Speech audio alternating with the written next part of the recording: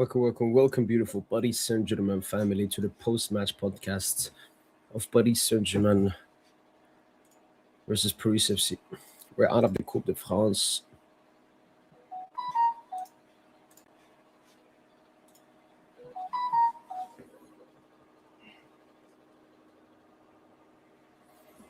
We're out of the Coupe de France. 2 trophies left. I've already had my rage and stuff. Like I'm not as mad anymore. I'm more disappointed now, and full focus on what we have left. I mean, it was a little bit. I don't like to use the word unlucky and so on, but I mean, wait, let me find that do-it chance. That do-it chance at the end. No clue how that didn't go in.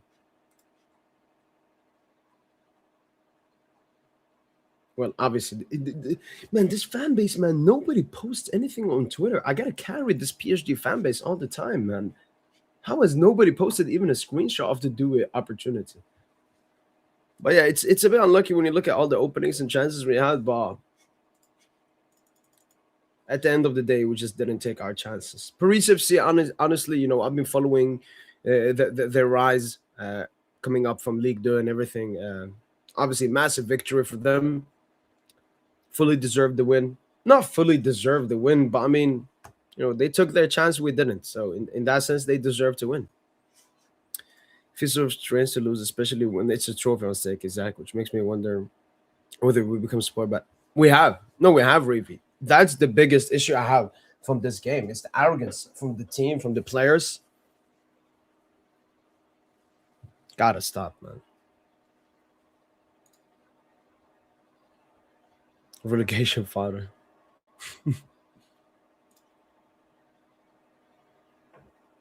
Cook, Cody. Exactly. We gotta prove that we.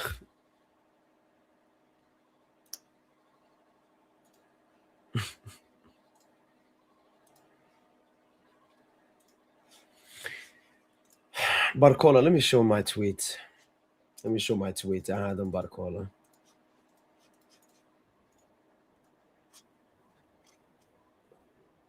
Wait, one sec. Let me just send the link.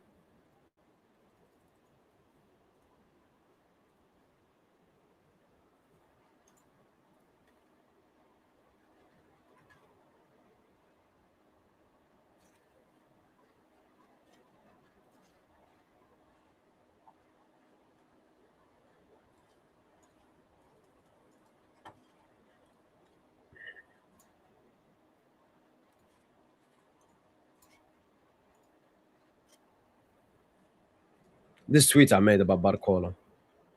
I don't know if Barcola's peak will be. We're closing in on 3 years of frustration. How much more do we have to wait? Let me see Vinicius. How long? Vinicius was younger as well.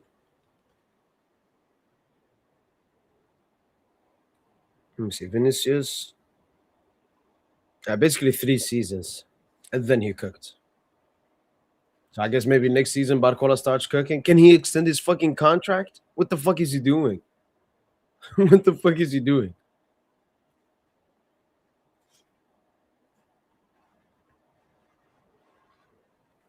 Barcola? No, Barcola, like, good game, I guess. But one thing I don't understand with football players is the self-awareness. I don't understand. Like, do most people lack self-awareness? Yes, that is true. Most people lack self-awareness. For example, when I play a football game, sometimes I have a very bad game. But in the middle of the game, let's say the ball goes out, I sit down. And I'm like this. And all I'm doing is I'm in my head. I'm not even thinking about the game, what's going to happen. Am I going to get into the ball? Are we going to I'm not thinking about anything. All I'm thinking about is, what the fuck am I doing? And what do I have to improve? Sometimes I'm running too much. I'm too stressed. I'm like, all right, I got to calm my game down. Why don't our players... no, I'm strictly going to talk about Barcola. Why doesn't Barcola have that self-awareness? Why will Barcola never look at himself in the mirror and be like, what the fuck am I doing? He has been complete garbage this season. Everybody sees it apart from himself, I guess. This is what happened when you don't have a standard or an expectation of yourself.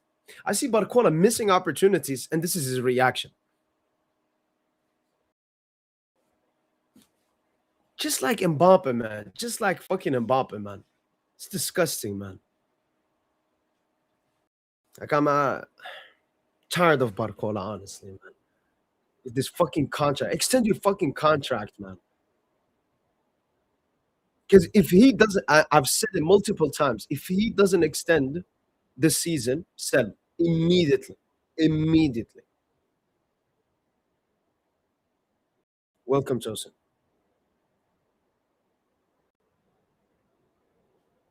Can we call that Paris win? Joseph, I can't hear you. I can't hear you.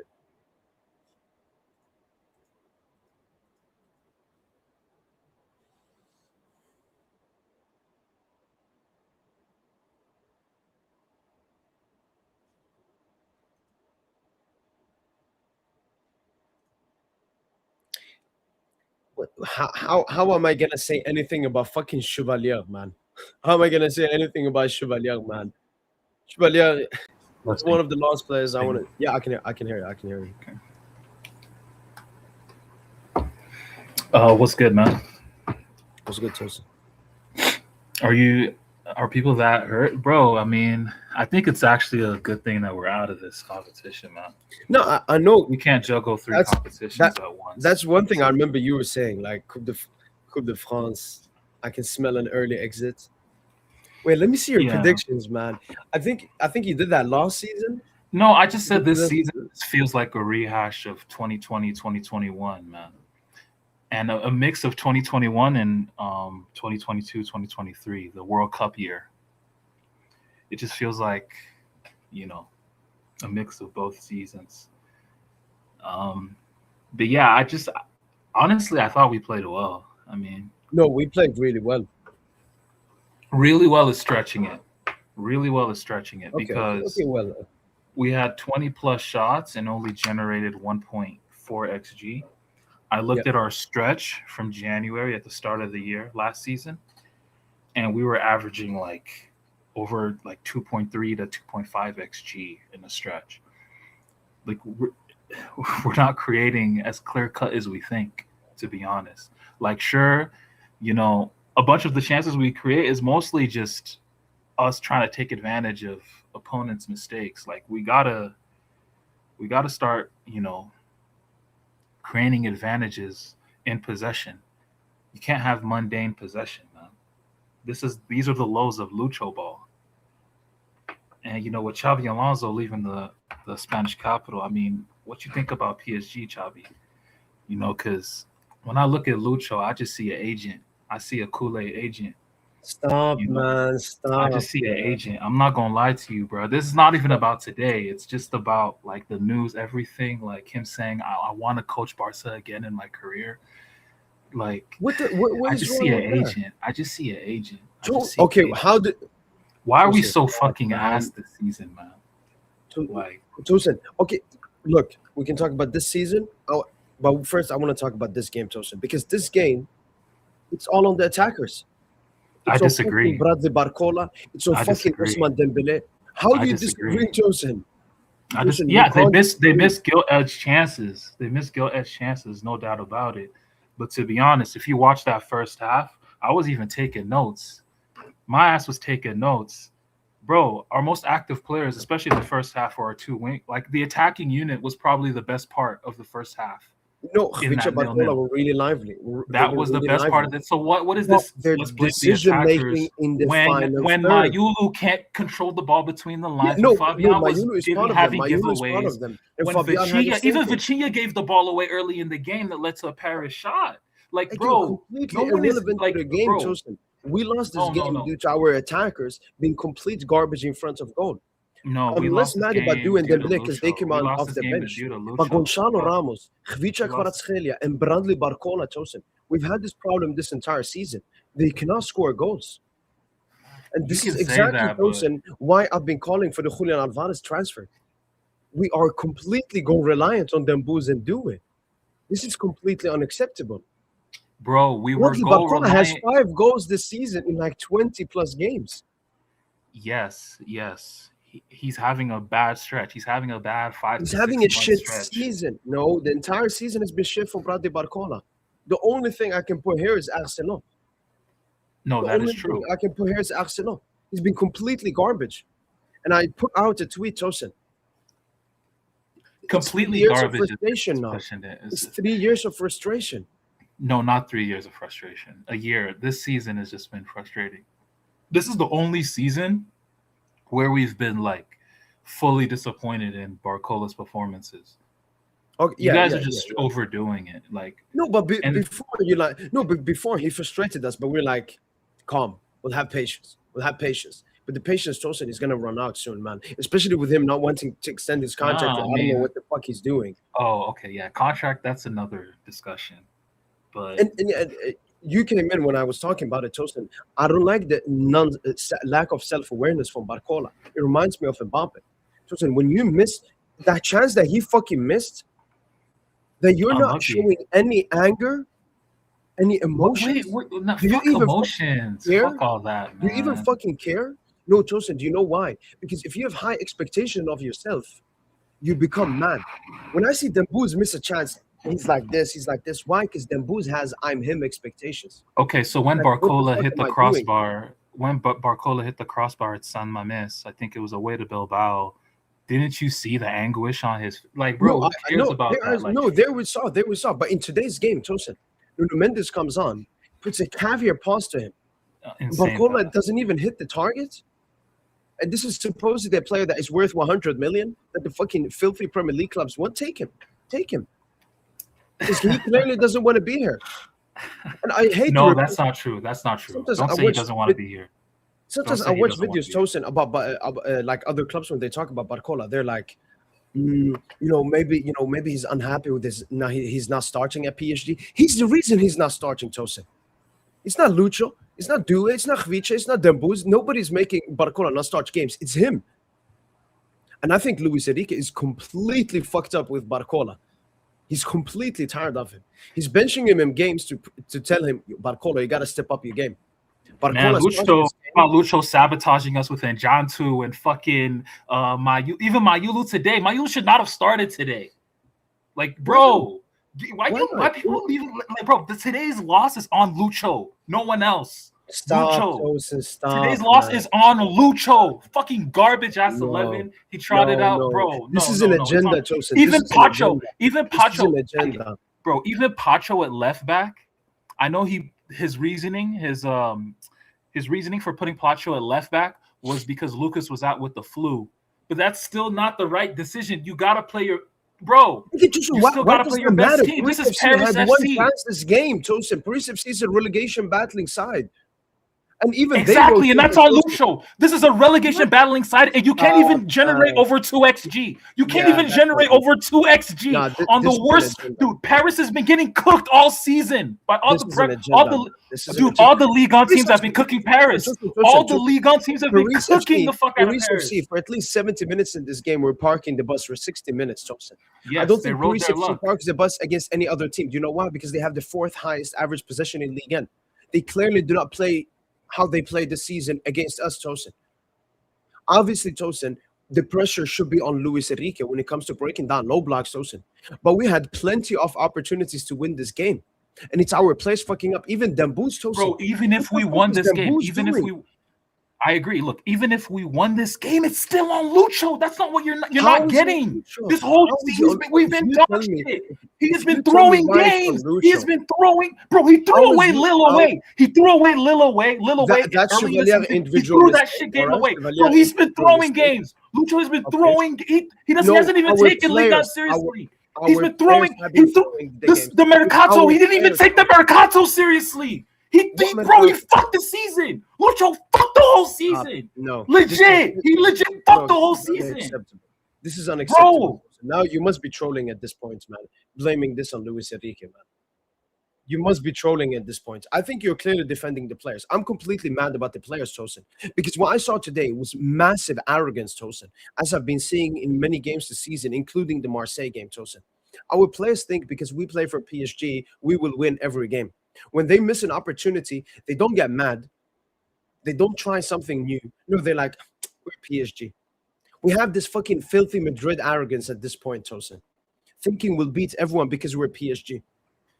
That's Lucho. It all starts with Lucho. No, it starts with Lucho. It starts with the coach. Bro, stop this, man.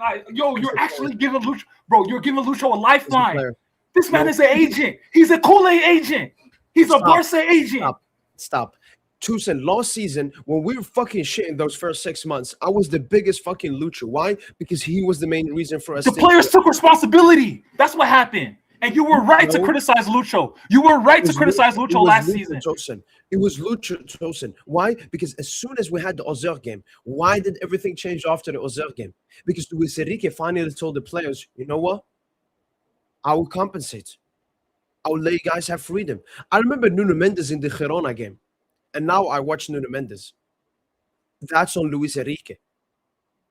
The role he had Nuno Mendes playing last season in those first 6 months compared to now is completely different. Why? Bro, because Luis Enrique has given him completely different instructions.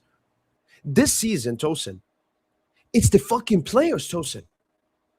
Even the lineup against Marseille, we're missing Neves, we're missing Doué, we're missing Dambouz.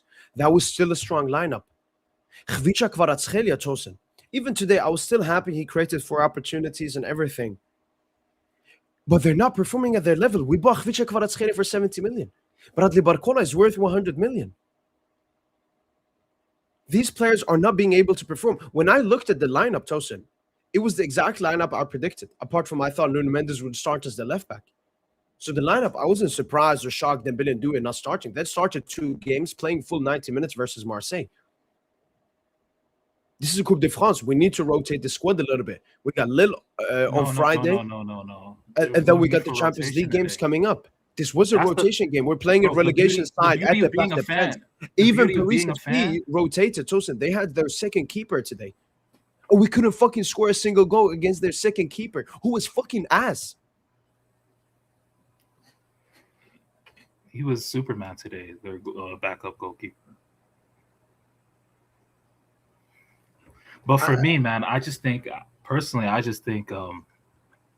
Lucho. Sure, the players can get some blame here and there. Let's say we won the game. Forget the result. Bro, we've been dog shit all season, man. That's on Lucho, bro. Again, Tosin, we have talked plenty of times about the first 6 months of the season. But now we're into 2026. And so far, I've been completely unhappy with the players. We went through the Marseille game in the post-match podcast, Tosin, and you saw the filthy decision-making in the final third.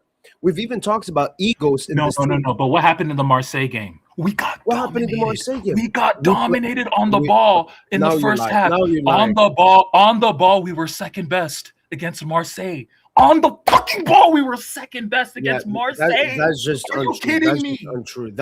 I've never seen that. I've supported this team for over 10 years. I have never seen PSG be second best to Marseille on the ball. In general play, I have never seen that in my life. I even rewatched the entire second half. No, you just watched the second half. You're talking about the second half. Even the first half, bro, they spent like 15, 20 minutes, an hour and a half of the field off of just corners and shit. Like, bro, stop, bro. Let's tell the truth. Let's tell the truth. We've been getting cooked all season, and it's Lucho. It's all Lucho. This is all Lucho. Tosin, you came into the stream saying, why are people so mad about the game? And now you're the one being mad and everything, Tosin? I'm mad about the season. I'm mad about the fucking season. We're about to choke this shit. We've choked the dynasty. Cherki was right there. Ryan Cherki was right there. And he fucking Lucho. I hate Lucho. I swear to God, I hate Lucho, dog. Please fucking calm down, Tosin, man. There's no point in being emotional, Tosin, because now you're not talking logic, you're not talking sense, you're not being rational. You're just being emotional because you're mad we didn't get Cherki. We've been subpar this season, probably 7.5 out of 10, 7 out of 10 this season. And I completely understand your frustration, Tosin, but you're aiming at the wrong guy. The players are the ones that should be mostly accountable so far this season, especially after today's performance. When I look at Luis Enrique, I look at how the ball is moving, how good we are defensively, and that Luis Enrique coached well. I understand there's still problems with us against deep blocks, but because we're missing Hakimi, but because we didn't have Nuno and Dembele and Nuno from the start, Bro, we know that Lucho's they have whole problems system, against the Park the best bro, team. Lucho is dependent on these players because we have the best players in the fucking world. We need a coach that's gonna. We need a traditional fucking coach. They were not the that's best gonna play players football, today. bro. Okay, No. that's fine. That's fine. Tosin. You can't sit there after we beat Inter Milan 5-0 in the Champions League final, saying that we're going to have a dynasty in football, and then after a filthy defeat in the cup against Paris, No, it's not just this. I told you, it's not just because of this. It's not because of this game. This game has just been. Okay, I understand that, but this is a the boiling first point. But man, I've heard this insane stuff about Luis Enrique. We're in this second half of the season, right? Like, this is what you were saying, like, yo, we're about to go on a run, right? Like, 100%. That's why I'm very fucking mad, Tosin. But I'm mad at the fucking players. I'm mad at them not taking their chances, Tosin. It was completely unacceptable. I remember that chance. Kvara gets on the right, slots it to Mayulu. I'm like, that's an easy goal. Mayulu takes a heavy touch.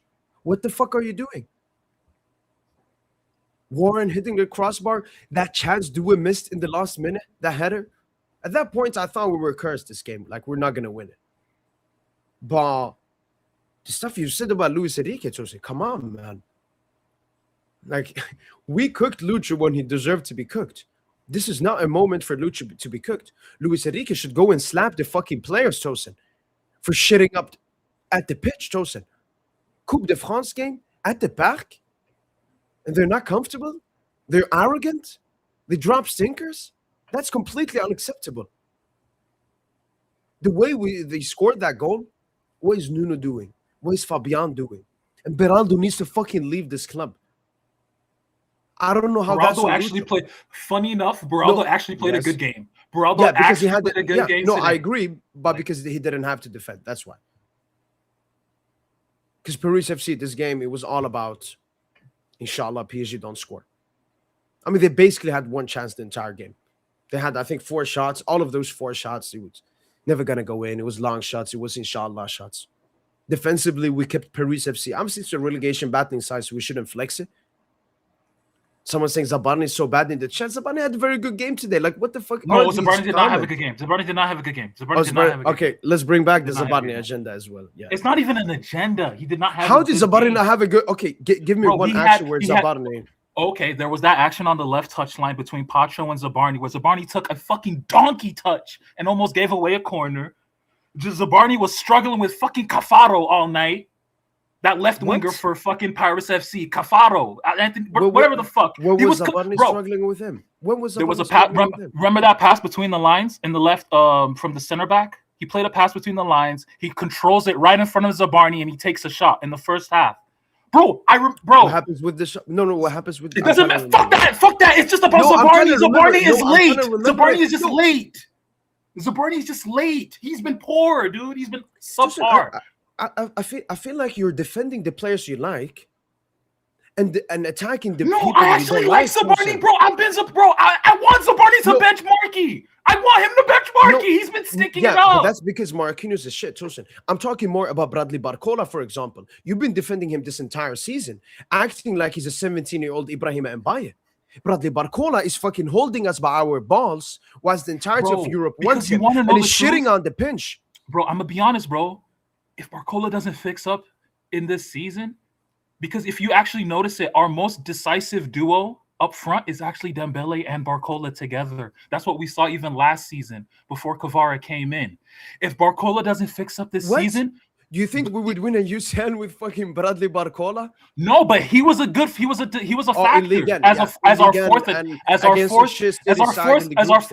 Bro, I'm telling you, if Barcola doesn't fix up a little bit, this season is a little cooked. It's a little cooked. And as far as Champions League is concerned, this season is a little cooked. Barcola, honestly, is completely irrelevant when it comes to us winning the Champions League or not. Because he was extremely irrelevant in us winning the Champions League last season. Even as a role player, like a 12th, 11th, 10th man, you come in to hit a shot. Like, that player is still needed. It's about the team at the end of the day.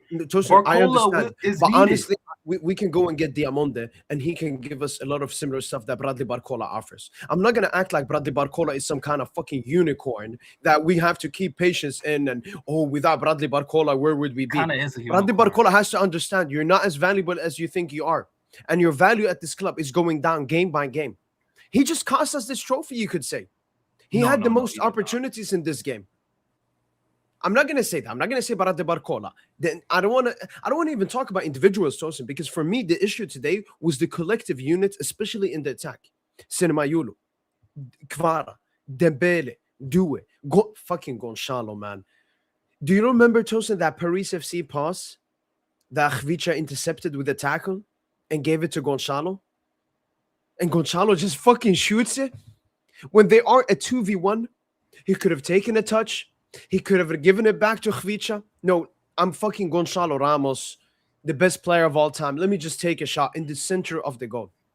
No, but honestly, The arrogance from our attackers is so fucking disgusting, Tosin. no, They but think they're them. They think that I'm him. I'm him. It was like them boos in the Trophée du Champion final taking that shot. I don't like this arrogance from our players. Just because we won fucking one UCL doesn't mean we're some fucking. bro, we were complaining about the same things last season. Like the players are shooting in spots they're not supposed to shoot. We were complaining about the same shit last season. It's just about, bro, attackers need confidence. So yeah, they need to have selfish streaks. You even say that too. Go alone. You say that's, bro. We say when we're in watch-alongs, we're watching. Yeah, no like, Gonzalo. Dembele, Yeah, but no Khvicha, Gonzalo. or like, No Gonzalo though. He should never be fucking selfish, man. to be honest, honestly, Gonzalo was good today, and I hate Gonzalo. He had some cheeky link up. He had some cheeky link up, Tosin. But at the end of the day, even against shit teams, Gonzalo Ramos should still just be coming off the bench. Even against shit teams, he should still be coming off. Just be coming off the bench. Not to interrupt our conversation, Tosin, obviously, but welcome, Junior. Hello. No, don't mind me. Don't mind me. No, you should be part of this. One thing I wanted to show is I was talking. We made prediction in the beginning of the season, and I thought I'd remember. This is from last season, our predictions, and I thought Tosin had done this for Coupe de France last season, but he actually did it for the UCL last season. But then I checked the predictions for this season, and yeah, Coupe de France. Apart from Phil, but I mean he's a Barca fan, it don't matter. I, for some reason, predicted we would not win the Coupe de France. So, man, look at this arrogance, man. We're so arrogant, but. No, honestly, bro. I mean, maybe this loss for me. This loss is not far from being like worse than the Chelsea one. Oh my goodness, PSG. The fact is, we lost in the Coupe de France. That means obviously now treble, quadruple, sextuple. What done? You lose in the Coupe de France, a competition historically that is yours. PSG have the most Coupe de France's, and then you lose for the first time ever at home to your most local rivals. This is embarrassing. This is at this point, and the thing is, there's no excuses. To any PSG fans, there is not an excuse. What are we gonna say? What? Oh, we didn't have a preseason. Preseason was 6 months ago. Oh, in injuries, everyone's fit. Bar what Kang and John Team whatnot, everyone's fit, and everyone's been fit for a while now. All our players are here. Bar Hakimi, our starters and whatnot. There is not a single excuse you can make here. The ref. I mean, I don't think the ref had a great. They're today, and the thing is though, is that even recently we saw it by the end of last, like in the end of 2025, December and whatnot. We were all sort of going and saying, please, just get to the break. Get to the break. I don't care about how it's done. Yeah. We've not been playing well for the last month. Even if you go and you look at it, if we're being honest, even in the last 3 finals, the Trophée des Champions, the Intercontinental Cup, and the Super Cup, those are all games you win on pens. Yes, it's nice, you win on pens, it's whatnot. But realistically, we can't go from, going and smacking, Inter Milan, and then obviously now all of a sudden needing to struggle to beat Spurs, struggle to beat Marseille, struggle to beat Flamengo. We've not been good. We are not who we think we are. We are like, forget about wanting to go and be better than last year. We are so far away from the heights we reached last year. Okay, I don't know about so far away, but definitely, obviously, a gap. What do you think? For me, Junior, I think there is a filthy arrogance at this club at the moment, Junior. I think we've won so much, we've obliterated so many teams that we think, I don't know, we've become so arrogant, Junior. We go into every single game, Paris FC in the Coupe de France, easy. Easy, I agree. I agree because easy, easy, it's easy. only.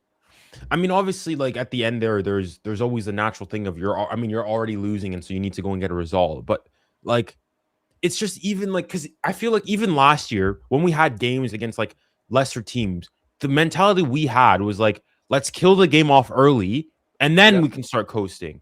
Whereas now we're like, yeah. oh, it's still Huh? 0-0. It's Yeah. fine. As the game kept We going on, we I'm like, miss a big buddy, chance. Calm. it's fine. It's We okay. have a second Like half, and if this is we're a domestic issue, by the way, as well. UCL 19 goals from 12 xG, most goals in the Champions League so far this season. Bar the Bilbao game, obviously we lost to Bayern. Maybe the performance versus Spurs wasn't the best, but in the UCL we still have that humility. But when we come to Ligue 1 or face a Ligue 1 team like in the Coupe de France, we become so fucking arrogant, man. And we don't deserve to be first in Ligue 1 at the moment because of that arrogance.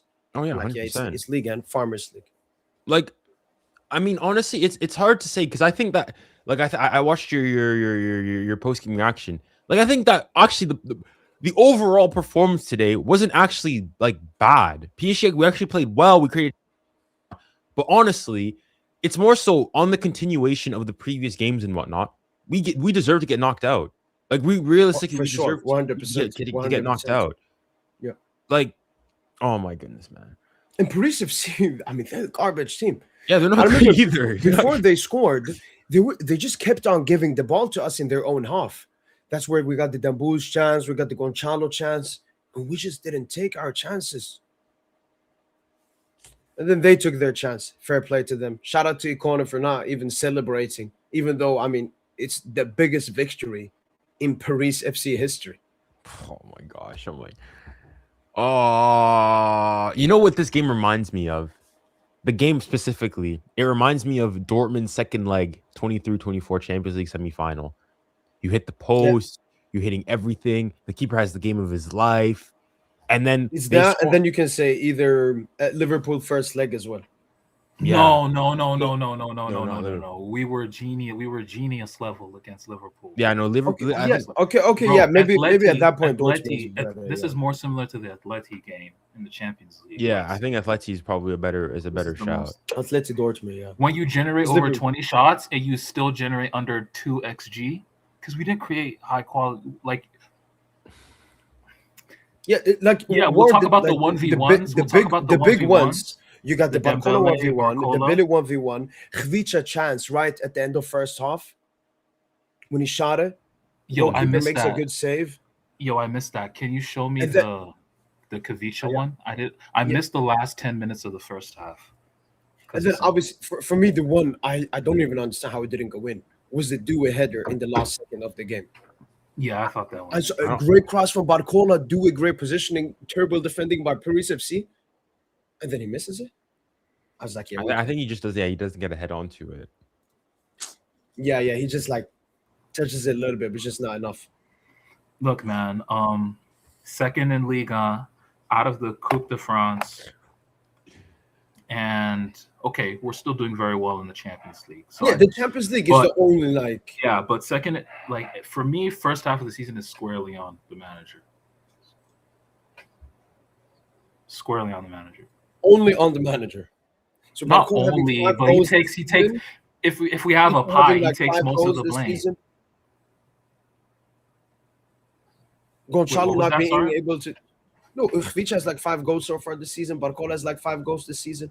You know, I think Du and Dembele have already scored more goals than Khvicha and Barcola. Short turnaround to start the season. Kvara, Barcola kind of paid.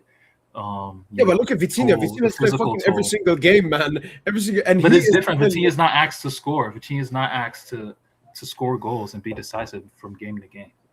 It's different when you're an attacker. It's different when you're a forward. The pressure is just way different. Bro, even last season, let's be honest, bro.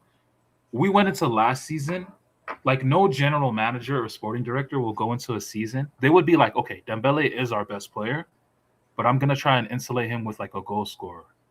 I'm going to get a goal scorer that can get me 30, 40 goals, and then we'll try and work off of that. No, last season we just said, yo, Dembele, Barcola, but yeah, Dembele, Barcola, Doué, like score the goals. That's very like no team has actually ever done that and won a champ. Like what we did last season is No, but unprecedented. one thing I But want to say, Tosin, which puts pressure on the board, is that how the PSG management sees the transfer windows. From I think what I think and what I've read, Tosin, is in the summer they get the essentials. But I agree with you. Maybe that was essential to get. But what we do is we play that first 6 months to see what we need, and then we go for it in January. So if this club doesn't at least attempt to go for Julian Alvarez, who is available, by the way, Julian Alvarez at the moment is available. We Is he can go available? and get him. I mean, he's been complete garbage for Atletico Madrid. doesn't make him If available. we make the right bid, wallahi, we can get him. The Atletico fans are fed up with him. I've already made the video. I haven't been able to upload it yet. But the Atletico Madrid fans are fed up with him. There's drama there at the club. They're saying that Alvarez doesn't play for the badge anymore. The entire team is built like he's having some Mbappe moments. And I think that's Alvarez because he feels like he's too good for Atletico Madrid. They do not match his level of competitiveness as he's won every single trophy there is to win in football. So, now we should go for Alvarez. We should go. I'm tired of needing Dembele and Doué to score goals. I'm tired. One thing I want to say that I've been thinking about, which is like positive, I guess, in this negative time, is strictly for this game, though. This happens in cups. This is like a cup thing. Like, even if I go through now Copa del Rey winners and we go through peak Barca, like in 2011, for example, they won La Liga, they won the Champions League, but I know that they didn't win the treble that year, which meant they didn't win the Copa del Rey. And even us, Trophée du Champion, we basically won every single season. Ligue 1, yes, we struggled in 2 seasons, but even in the Coupe de France, in some great seasons, or Coupe de la Ligue. I remember when we lost to Guingamp. What season was that? Tuchel, 18-19, I think. We lost to Guingamp by 2 penalties. The In the Marcus Coupe de la Thuram Ligue penalty. exactly at the Parc des Princes as well. So, but that's strictly for this game. That's not talking about the performances and everything so far from us this season. Bro, when I looked at this fixture against Paris, obviously it's not the same because they're different teams. But when I looked at we were having Paris in quick succession, 2 games in 10 days, it reminded me of last season where we faced Stade Brestois. Quick succession. So I thought, you know what? Let's see, because against Stade Brestois last season, we would have 20 shots, 15 to 20 shots, and our average XG was over 3. We had like 3.59 XG and shit. Yeah, bro. This season, it's way different. We're not generating very good. We're not generating chances really like that in the box, man. Yeah, that's why you've been saying like we need creators and so on.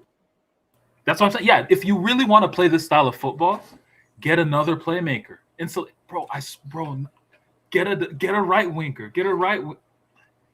But still, even if we had a right winger, it wouldn't necessarily change things with Hakimi being out right now. When Hakimi comes back, it's going to definitely change some things. But yeah, I mean, man, when it comes to chances created, I remember Hakimi had the most big chances created in the Champions League last season. Like when it comes to chances created and being there at the right moment for an easy tap in or passing it to someone, that's Hakimi for you. I think Warren, even in this game, was good. Hit the crossbar, was close and everything, but obviously he doesn't generate the offense that Hakimi generates. He's more of a midfield right back, tucks into midfield. Yeah. Like that's the thing. Like Warren, good game. Started the game. I think he had a very good interception early on down the right channel, but then he overweight. Like the pass to Cavari, just overweight. Like I remember that one. Yeah. Then he had like a great pass in behind to Fabian that Fabian just did not control. Like then there was that little 1-2 with Ramos in and around the area. And then he had that little nice run in midfield, that little give. Him and Kvara started the second half really well. Him and Gonçalo, the cheeky link up as well. Yeah, in the first half, yeah. But yeah, just overall, man, it's just you can clearly tell that Hakimi he has no equal in that right back. Like you definitely need. Oh yeah. No, you definitely need Hakimi in this system. Like our system, when you talk about our most important players, like our 2 most important players or 3, like obviously people will always say Vitinha. Yeah, Hakimi, Vitinha, them too.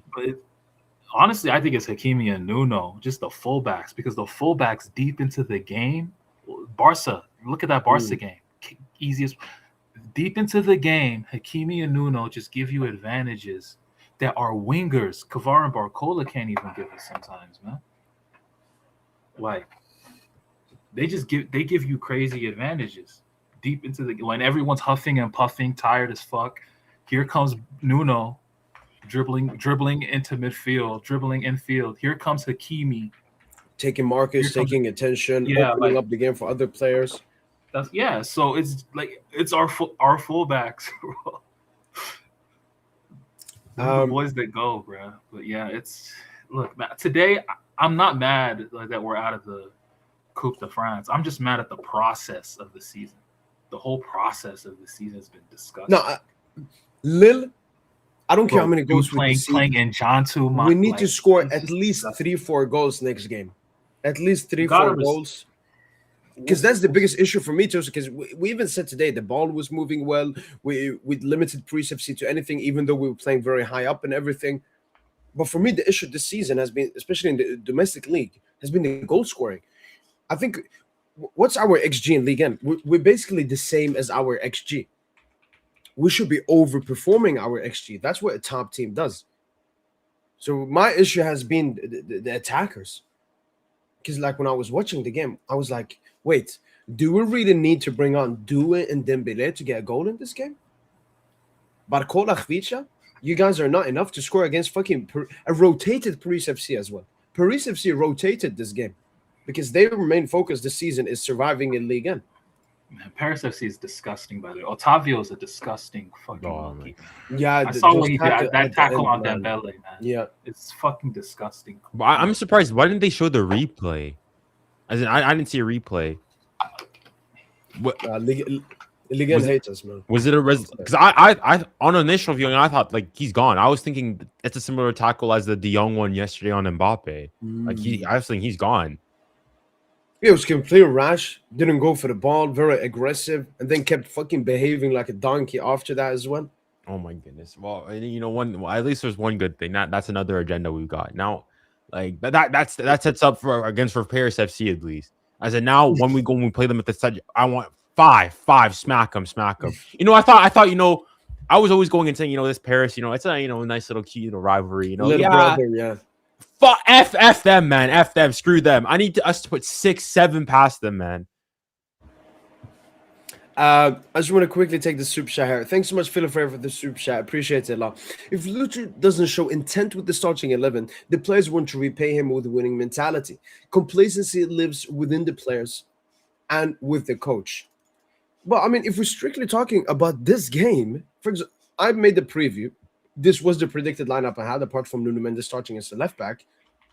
This team should be easily beating Paris FC. Like, why are we doing this lineup thing on Luis Enrique? Same thing in the Marseille game. That lineup was strong enough to beat Marseille. Like, I'm not going to make any, oh, no, Luis Enrique should have started Dembele and do it. This is fucking a relegation battling side that even rotated today, playing with their secondary keeper. This is still a strong lineup. I'm not saying fucking Enjanto. I'm not saying... And the most rotated thing is the defense, you could say, maybe. And, you know, Paris FC didn't do anything offensive. We had Bradley Barcola, supposedly 100 million player. Khvicha Kvaratskhelia, 75 million. 70 million we bought this dude for. Gonzalo Ramos should never start for PSG again. And I'm not even necessarily saying that we need to sell him. He cannot start a game for like Gonzalo Ramos. If Gonzalo Ramos off the bench after the 80th minute is the greatest ever player to play association football. But you tell him to go and you start a game, he is, oh my goodness, man. Yeah, his stats when he starts games is abysmal, man. Abysmal. Woeful. Disgusting. I think this is something that affected as well both Mayuno and Fabian. Like Fabian stinker today. His passing, I've never seen Fabian Ruiz passing that bad. Like he was misplacing pass after pass after pass. Fabian looked, honestly, Fabian looked. How did Fabian play 90 minutes today? Like he definitely. Why didn't Neves come on? Yeah, I thought he looked fatigued. Like that's why That's why I saw. That's why he was giving the ball away all second half. I thought he was cooked. So why did he play the full 90? That made no sense to me.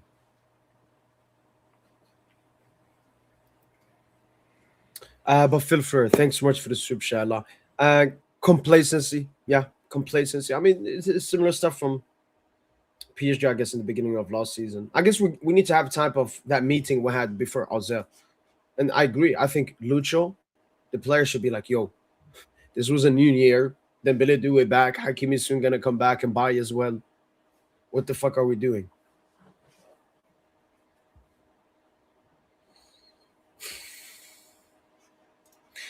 PSGINT. Barcola has 2.4 xg in the UCL with 0 goals. Midas 2 xg with 1 goal. Warren Zimmer has 0.77 xg, 0 goals. Vitinha is only with 4 goals for 1.2 xg. Due has 0.3 xg, 2 goals.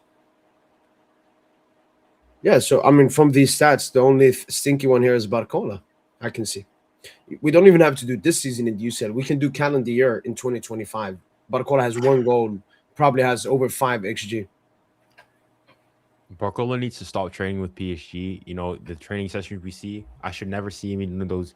You know, those the training session montages. He cooked in the last training session. That little left-footed curler he had. Yeah. Okay. You know what he needs to be doing? You know what he needs to be doing? Forget the training session. Forget the 1v1s. All he needs to be doing, because I'm not sure if you guys have seen the like the layout of how the things are set, but basically, next to like the main, you know, the building where they come out in the 2 pitches, there's like a half pitch behind the 2 pitches. I should see that's the only place Barcola should be there, and all he needs to be doing is finishing. Forget the 11v11s. All he needs to do is finishing. You know what? At this point, I'm no longer going to call him Barcola. His name is Dembele Jr. He's the old Dembele. That's what he is now. Literally, like Barcola, if he has his finishing on, Barcola is a top 3 player in the world. It's just that, it's not just that's even the final ball. I'm not sure you guys remember in the first half. There was like Kvar made that run. Kvar made a sexy ass run in the first half. Oh my days! To Barcola. And Barcola just missed that final ball. But to be fair, it was to Ramos, right? I think the pass. No, to be fair, no, that was a complete nonchalant pass. That was not a shot, and that was not a pass to Gonzalo. That was, oh, let me get the ball off my feet. I hate when you start to swear it. Gimmick from Barcola. Yeah, I hate that nonchalant gimmick, man. He needs to stop. Cut the braids off. It's over. It's time for a new Barcola. It's time for a new Barcola. Barcola and Kavicha were cooking in that first half. I ain't gonna lie.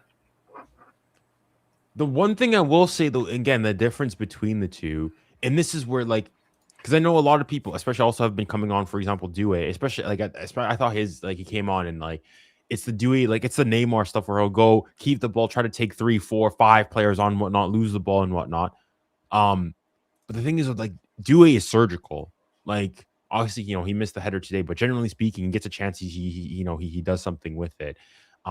Similarly with Dembele. But the thing I will say, the difference between Barcola and a Kvara is that maybe it's just me, but I feel like there are times where Barcola, he's like Dembele. He'll go like the old Dembele where he's always in the game and whatnot, but his final action, whether the pass, the shot and whatnot, that's always going to be the issue. However, I feel like Kvara, there's times where like he'll go 20 minutes and like ghost in the game and I won't see him at all.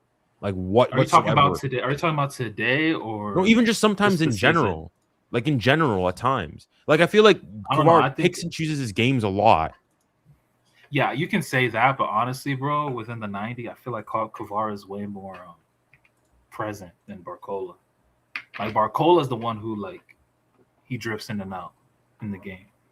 But today that wasn't really the case. Barcola was present all 90 this game. But yeah, like Kavicha, the thing with Kavicha, I just think we got to be realistic. Like we kind of overestimated his abilities when we first signed him. I still think he is a big game player, but he's not a guy who's going to, at least right now in his career, and I don't even know if he has the potential yet.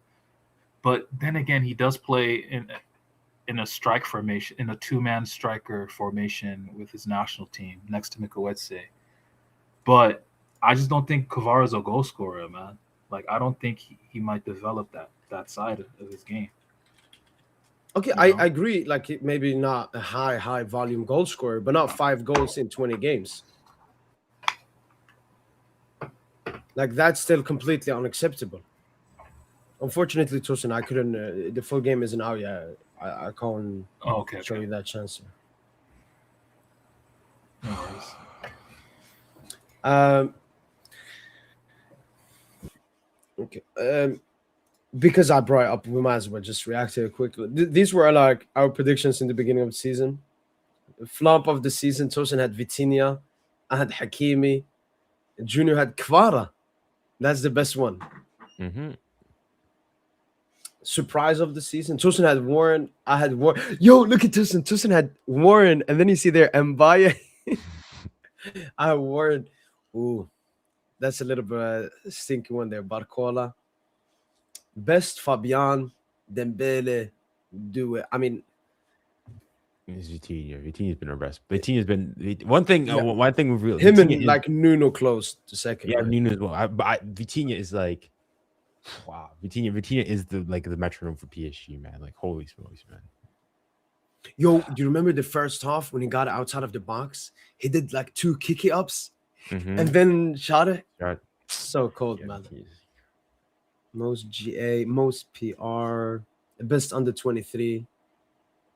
Tosin pushing Warren again. Neves do it.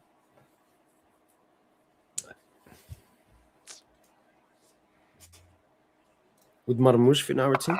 I feel like Marmoush is mostly a counter-attacking player, so no. He suits Marmoush, Madrid.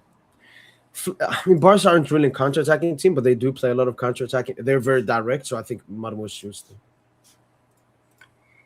Doesn't Marmoush favor like the left wing, the left side of the field? Yeah. He's like a second striker. Wants to play off the Yeah, left. not yeah. It'll. We just have a log jam down the left-hand side, man. Like between Kvara, Barcola, you can even argue Doué in a way, because Doué he can play on the right, but he prefers the left. If you ask him, he prefers the left. I like the Lucho at least put on do in midfield today. Gets more used to playing in that position. That's the thing, though. Like, does he have the patience to play in midfield? Doué, and the awareness. He has the physical side. He has a long distance running and stuff, but does he have the? It's just like what's between the ears to play in midfield. That's the thing. By trade, he's a midfielder. At the academy, he was No, he's a number 10. Wasn't he number 10? That's kind of different. He was an 8. No. I remember that Rennes camp. He can play everywhere. He can play everywhere. Remember that? You remember his Rennes camp, AC Milan in the Europa League away, San Siro. He's playing as like a crazy. Maybe he was like an inverting. He played on the left wing, but he had license to roam. It's like Coutinho at Liverpool. He plays on the left wing, but then he has license to roam. I compare Doué a lot to Coutinho. I think Doué has a way higher physical level than Coutinho, because Coutinho could never play in midfield because of that. Like he didn't have the long distance running. I think Doué has that, but it's just Doué is he patient enough to go through like the mundane phases of playing in midfield? Side passes, stuff like that. Because Doué, man, he loves to take risks. Oh, yeah. And that's something our midfield has missed, man. I saw an analysis a couple of days ago where they were showing like a stat radar on our midfield performance this season, and all our midfielders do really well in terms like the goals expected, all that what's it called, passes into the final third. In the passing categories is cool, and the carrying. I think Vitinha is very good in carrying. But in terms of like dribble success, all of that, that part of the radar is just closed off. Like we don't have a midfielder that brings that physical impact in the midfield. That's why we were linked to that Swiss midfielder, and that same analyst then brought up that Swiss midfielder's radar, and it literally it pretty much covered that barren space that the 3 midfielders were missing. So it's just what's his name? Zabani or whatever the fuck. Swiss, some black dude. You don't remember No, no. Johan Mbazani or something that we were linked to PSG? You guys are Where's he playing? fuck. I gotta find the name. I gotta find the I name. can't remember. So, someone help out, man. He plays in Bundesliga. What team? Fuck, what Swiss team? midfielder. Yeah, he's Swiss and he's black.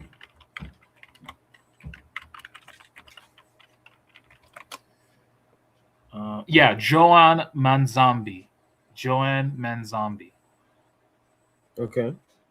You guys don't remember the links with him early? Like it was just like a couple weeks ago. It wasn't even that long ago. But yeah, we kind of need if we were to improve the midfield, maybe we could use that profile, or maybe we have an internal solution in fucking Warren, man. That's why I really want Hakimi back. Because as good as Warren has been, like deputizing at right back, I still think Warren's best performance this season is when he played in midfield against Strasbourg. I want to see that Warren. That's the Warren that takes us up another level.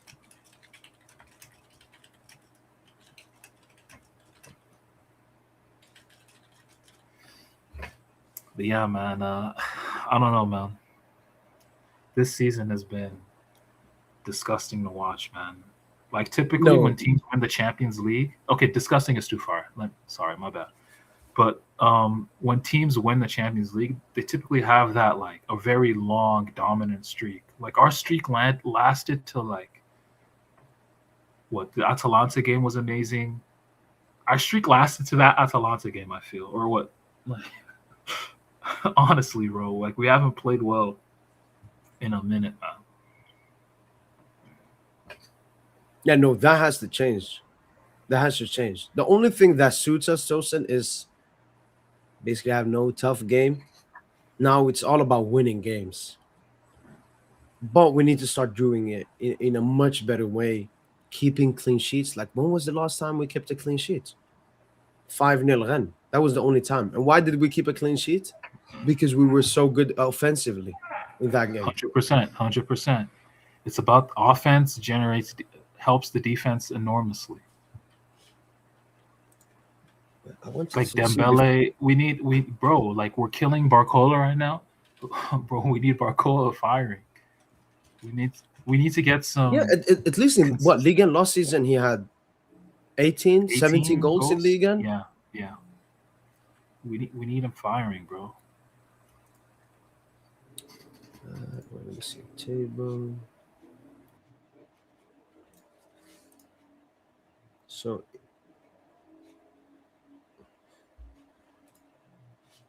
we've scored 37 goals in Ligue 1 this season from 31.4 in Ligue 1. It's okay, but it's just not the level it should be at. Let me see. Lucho just needs to go. Fuck it. Like he needs, like just start Dembele from now on, bro. Stop putting him on the bench and then making him play. Start. Like we started Dembouz Paris FC. We started. Dembouz played full 90 minutes, and I even heard that he was just holding his hamstring a little bit after the game, going into the penalties. That's why he didn't take a penalty, for example. And this is a Coupe de France game against Paris FC, a relegation battling side at the back. This is a game I was like, yeah, rest Dembouz from the start this game, and if the worst happens, we bring him off the bench. This is a game where Barcola and Khwicha. We don't need Dembouz today, man. I need Dembouz for the bigger games. We had him in Trophée de Champion and so on. I don't need Dembouz in this game. Barcola and Khwicha was enough. But in the upcoming games, I just think he needs to start. If he's not gonna, don't play him 90 minutes, but let him start games, bro. Like let's actually pick your best three. You know, Lucho, what you determine based on what you see in training. Pick your best three. Let's ride with that for a couple games, so that we can have some chemistry, man. Or build some chemistry. I mean, like, yeah. I'm looking here. Last season, Tosin. What the? We created 90 xG, Tosin, last season. Yeah. This season we're 31. That's And on pace again, for way less. Yeah. even last season, like we had like a mid first part. I wish I could In the see Champions like League. In the Champions League, though, that was only in the true. Champions League. No, that is true. No, in the first half, bro, we won La Liga. Sorry, I said La Liga. We won Begin Liga. like February, March. Yeah, we won after that. When Dembu scored that brace against Monaco, away to Monaco, Mm. we did the Cole Palmer celebration. Yeah, that was when La Liga was wrapped up, basically. But yeah, we pretty much won Liga, through Barcola's hot start. Like,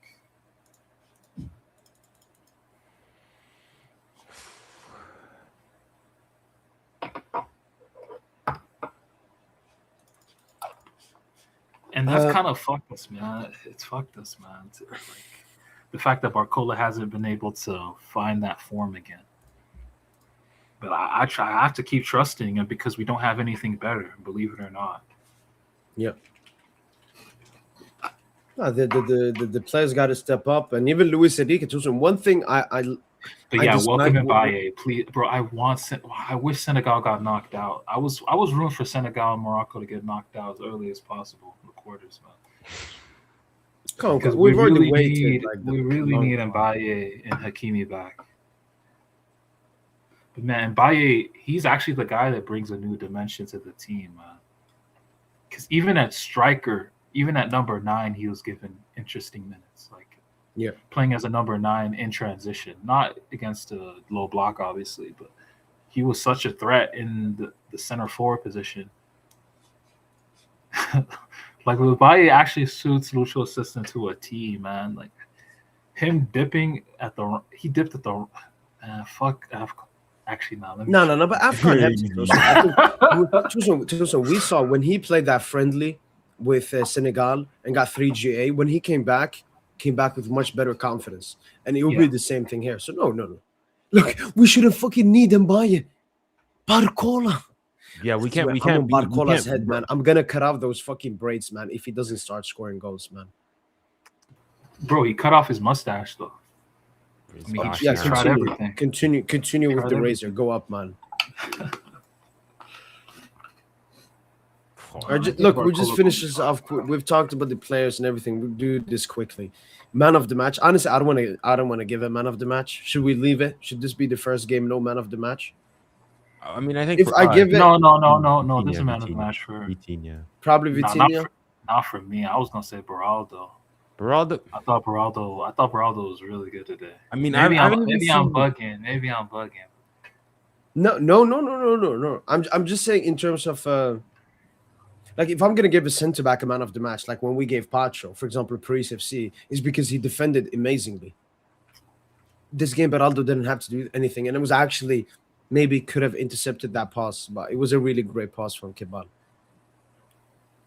Yeah, I guess you can give it to Vitinha. I didn't think Vitinha was as great as you guys are saying, though. To be honest, no, he was just the least worst. He's just the best Tunisian player. Honestly, Vitinha, I could do this.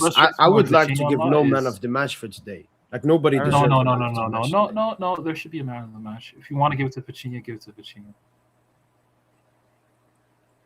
I thought Kvara was really good in the first half too. Like I don't see this Kvara. Like I mean, maybe there's something I don't think like low key for me. Kvara is low key like on fraud watch. Like he picks and chooses his games too much. Like I'm not. Again, I know we've had the conversation in the past. Kvara had a lot of good act. Like first half of the game, like gets the ball. Makes a nice run. He had that dribble. He had the pass to Mayulo as well. He had the pass to Mayulo. There was one play where he moved to the wing. He moved to the left wing in one phase. Created that opening that led to the Barcola. Yeah, that led to the Barcola curler. Like just really good dribbling to start the game. So, like for example, today, who would you say had the overall better game between Barcola and Kvara? Oh, Kvara. Sheesh. Kvara probably, yeah. Because the thing is, because Barcola was good too, though.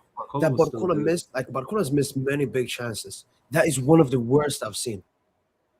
One of the worst. Like, how are you not getting it on target? It's on your right foot, cutting in from the left side. There's legit no excuse. Like, I agree, of course. But for me, the thing with Kvara is that, like, at least like you go and you look at for Barcola. If you remove like you know what they say is the worst thing for a striker is not the fact that you're missing chances, the fact that you're not getting any. Barcola is getting chances. He's just not putting them in the back of the net. That's the issue. For me, it's Kvicha's not really even getting chances. I mean, Did different kind of Did players. Kvicha even have a shot on net? Did Kvicha, Kvicha No, even have a shot on net? Kvicha. That's the thing with Kvicha. He doesn't move a well. He doesn't move to be an outlet in the game. Like he moves to be, at the He start of moves the the ball action. at his Right? feet. Yeah. Like he's more of a generator. So, like, look at Kvicha's XG. This is the same thing. Like, that's why I don't kind of agree with you saying Barcola's Dembele Jr. Because Dembele wasn't. Look at Dembele's XG, for example, in his debut season at Paris Saint-Germain. It wasn't high. It was very low. It's like, what, 5 point something XG or something, or 7 XG? That's the whole season, just in the league. So, and he scored what? No, he scored 3 league goals, and he had like 5 XG that whole league season. Kvara is a little bit similar in that aspect where he doesn't get these high XG chances because he's too far away from goal, receiving it deep, in his third or, in the middle third or, just on the touchline, like being a fucking winger. When you're that far away from goal, you're not going to generate XG like that, bro. Like he's not getting high level chances. Now look at Dembele last season. Dembele's XG was like 17, 18 in the league. I'm just talking in the league because he was platformed to get those chances. But Kvara Dembele, really hasn't. even we have to realize Dembele, like he definitely like took his game to another level. No, I mean, yeah, you can say that. I just think it's the same old Dembele. Like Dembele is just Dembele. He's always been. But the reason I'm saying that is like no one. Like Barcola finds himself in those positions. It's just that his finishing, it's again, the nonchalant game. Yeah, Barcola, because of Barcola's profile, he's a different profile to Kvicha. Barcola is always Barcola's just always gonna be more dangerous in behind than, in fact, more than any winger out there right now, except maybe Rafinha. Like he's just maybe Diaz as well. Yeah, like them, Finney, they're the same type of player. Barcola is just. The thing about Barcola is he's way wavier though on the ball than those other two. But even today, like I only remember one dribble from Barcola. Really like it. It's his usual dribble. The little Neymar inspiration. Yeah, that Neymar inspired dribble. But yeah, I mean, today it wasn't. But look, man, Barcola still created a lot. He still created a lot of openings this game. He was probably the most lively. Him and Kvicha, they were going nut for nut in that first half on best player.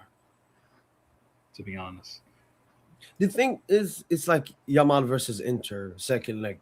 What I'm not liking is you guys are attackers, especially because they're playing with fucking Gonçalo up top. He's not going to score anything. So I like the dribbles. I like the chance creation, but we need goals, man. Especially in a cup game where you guys, Lucho gives you guys the power to start the game. Rest do it, and then Dembele. Prove Lucho right. Why do you always prove Lucho wrong? Why does Barcola always does this? I'm currently rewatching the game, or like the extended highlights. So we're gonna get a replay of majority of the chances and so on from the game. One thing, Tosin.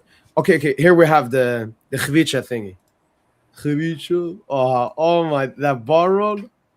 Yeah, no, that was a cold run. And this is fucking disgusting. Yeah. You gotta get You have to find him. This is simple. You just put it in front of him here because he's onside. You just there like that. Oh my days. Backward. But again, you know why I still compare him to Dembele is you remember Dembele specifically that first year at PSG. Dembele would every time like he'd miss one of those chances, like he'd have no reaction, like he just like continue on going. But then you saw Dembele last year, the switch. When Dembele would miss those things, he'd get like really angry with himself. That's what we need from Barcola. Somebody needs to smack him. Like, like Barcola, he needs to go through like some like a breakup. Get with somebody, break up, like have somebody go break his heart. Like the Warren effect. Yeah, and I think actually the entire extension thing and every Premier League filthy club wanting Barcola has made him a little bit in his head. He's like, look, even if it doesn't work out at PSG, I can go to a Premier League club, earn 300K per week, and play in the PR league.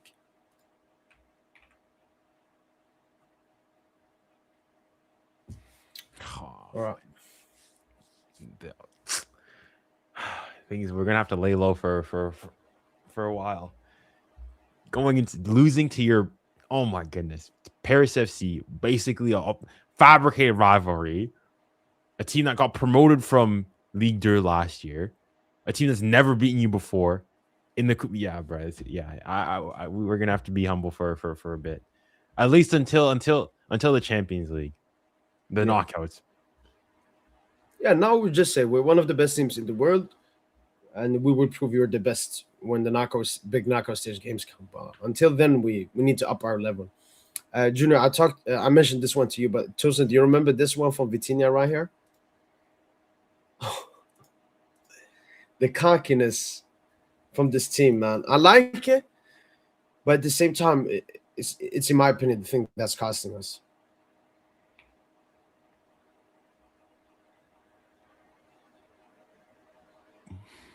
Wait, where was João Neves today? Is he injured?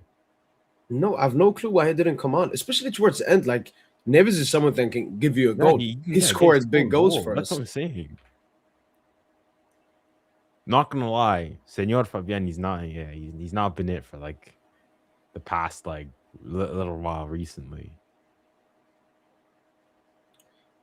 Yeah, and today everything came down to the absolute worst. Because we can sometimes Fabian, he can have those kinds of performances, Junior, where he loses a lot of duels and so on. But today it was his passing.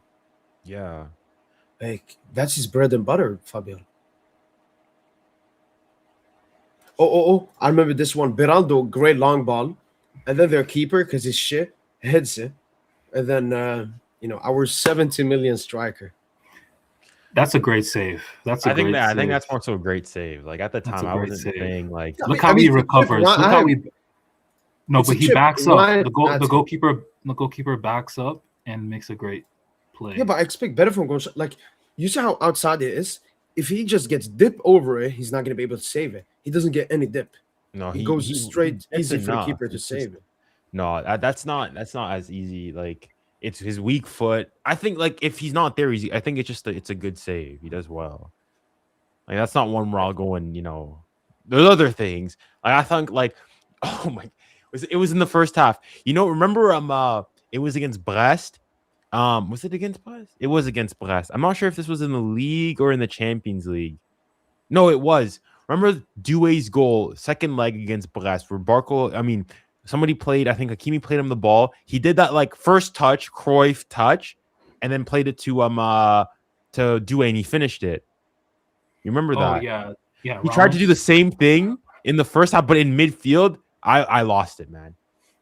Oh my goodness! Like if you find it, was it the flick he tried? Yeah, the Cruyff flick, to turn. The flick to no one. Yeah. Now I have the Barcola curler, Khvicha. Look at this dribble, man. Cooking, and then he gives it to Gonzalo. Really good link up here. Gonzalo lays it off. Now, honestly, we got great power of that one. No, that's unlucky for Barcola. But I'm just, we didn't play that bad today. I'm just thinking about the process of the season. I'm thinking about the coach, man.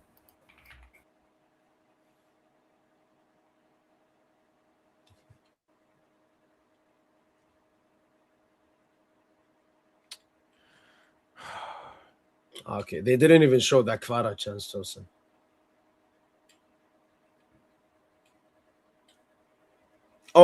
Okay, this is one of my favorite ones. Paris FC proving that this is not a quality team. Shit pass. Yeah. Kvara intercepts it. What the fuck is Gonzalo doing, man? Straight at the keeper? Bro, that's not bad. You're over. Not straight at the keeper. I would never accept my striker shooting straight at the keeper. No. Yeah, this one was bad. Because at no first, pressure, no defenders on you. You can curl it. You can take a touch. Yeah. You can pass it to Khvicha. You can wait. You can do whatever you want.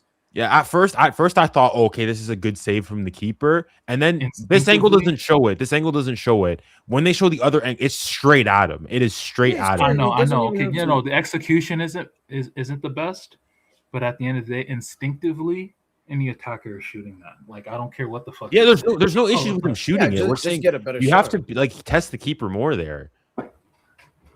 Like I'd rather him like shoot it and like it go wide than him shoot it straight at the keeper. No, I disagree. Get it on target. A safe I remember miss is this better one- than a horrible miss. But the thing I is, remember like this when you miss safely, sometimes it when you miss in a safe way, it also kind of tells us that you're not really trying to score. You know, you're just trying to you're just do the trying to minimum. not miss. Yeah, like Benjamin Sesko before his like stretch, he used to kind of be that kind of striker for me where he's just trying to get it on target. He's not really trying to rip the net. Real finishers are trying to rip the net, you know? But yeah, I mean, This Okay, one I let's see remember this. here. I wanted Warren to drive with the ball centrally. Again, this is minor stuff. It's a great carry here from Warren. Here I wanted Warren continue inside. Because this defender is on Gonzalo, then this defender has to go more inside. He's forced to follow Warren, and that will create more space for Khvicha. He gives it but early. it still creates a good chance. It's Like, still got a chance. Yeah. That's why. Kavisha finds him right there. Just beautiful give and go, man. That's also a good save there, man. Yeah, great save. Ooh, Yeah, then I remember, think Fabian hit this falls to Barcola. Yeah, This Barcola. would have been a goal if it wasn't blocked. Because he gets great power. I think he's going to probably go bottom left.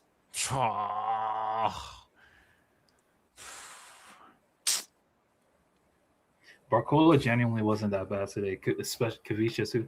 Yo, I'm even gonna go a step farther, bro.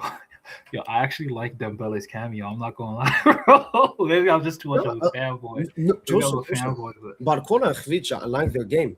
For me, the only issue is in front of goal. They need to do better. And bro, that's been it'll the get story better. this entire season. I think it'll get better, to be honest. No. Now Dembele and Dewey are back. So when we play a big game, they're not. I mean, Khvicha is going to start, but then the goal expectations will be on the other two. I think the bigger. I think Barcola is not what- sniffing the pitch in a big game anymore, man. And he can I cry think about what- it as much as he wants. I think the midfield is a bigger, like with attack. If we want to stick with this identity of being a high-level finesse team, all we really need in the attack is a left-footed right winger.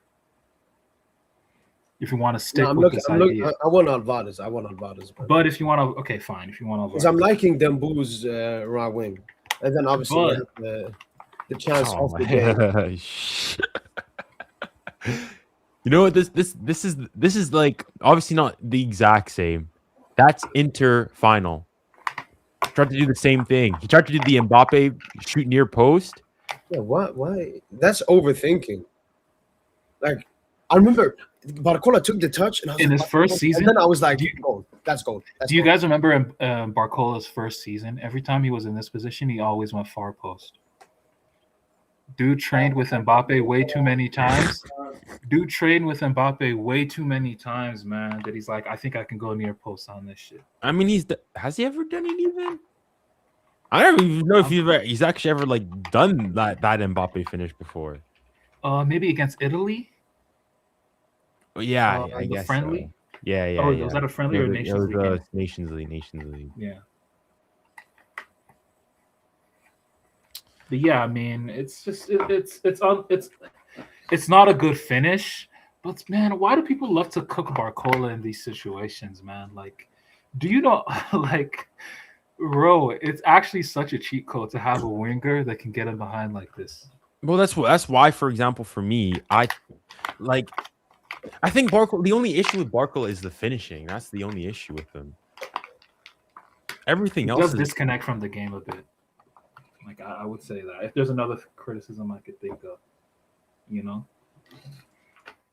But yeah, like people say the finishing is the most glaring thing. To be honest, if Barcola gives me a game like this, we'll score a lot of goals, man.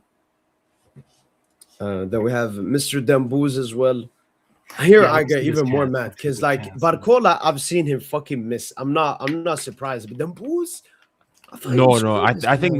this one is a good save. This is a good save. I No, think this the is one a thing good save, but the one thing He you can should say score. This is is He Ballon should still d'Or. score. He he should This is still Ballon score. hesitates a d'Or, bit. man. He hesitates a bit, but I think this is more so a good save. He tries to go bottom right, and the Yeah. keeper just saves it. No, I thought it like high IQ because the keeper was running out. He could maybe drew it past him. Look here, yeah, That's the keeper's coming toughest out. thing to do in football. But nah, that's maybe Not everyone's or on maybe he time. could try to square if he sees Barcola square it to him. No, Barcola wasn't running that's- aggressively. Barcola was not running aggressively for that for the tap in, man. I was actually a little pissed with Barcola here. Oh yeah. Like if Nonchalant. Barcola runs a little bit more aggressively, maybe he might even the No, tap-in he might can be still cut it back there. Even just a general cut back to anybody there, true. like in that zone. But yeah, I think at that point he's just looking at goal. It's Yeah. he should score. Period. He should score. I just want to take the super chat quickly here. Frederick Connick, once again, thanks so much for the super chat, man. Appreciate it a lot. Don't worry, guys. Bobby Hendrick will avenge PSG. All right, we'll see what Bobby Hendrick does versus us later on this season at the back. But once again, at this thanks so point, much for the super chat, man. At this point, might as well, I guess, prepare Sepsi to win the Coupe de France then. If No, pretty fuck much- what you said before. Fuck Paris FC and everything. No, fuck them, man. I don't know. Oh. At least, if they go in the Fugazi their way, let them go and win. This is Yeah, their it's goal. not the end of the world Unfortunately, if we they don't win. see when we lose the ball, but I'm very sure. Oh, I know. I remember. Geraldo? It was a Vitinha pass to Nuno. I don't know whose fault it was. No, It could wasn't have it been Nuno Beraldo? being. No, it was Vitinha to Nuno. Yeah, it came from a Vitinha ball loss or Nuno ball loss, however you interpret it. And yeah, it was what that led to a Wait, 3v4. what the fuck is Beraldo doing here?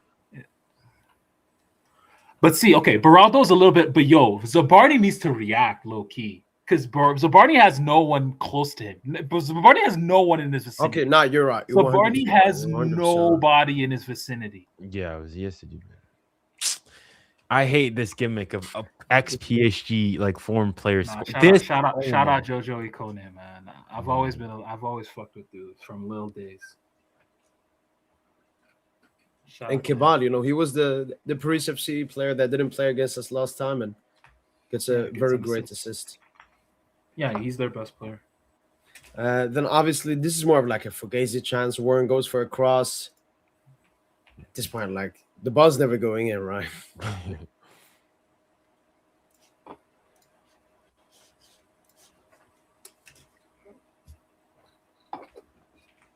But maybe it's just one of those games. I mean, look at the chances we're looking at.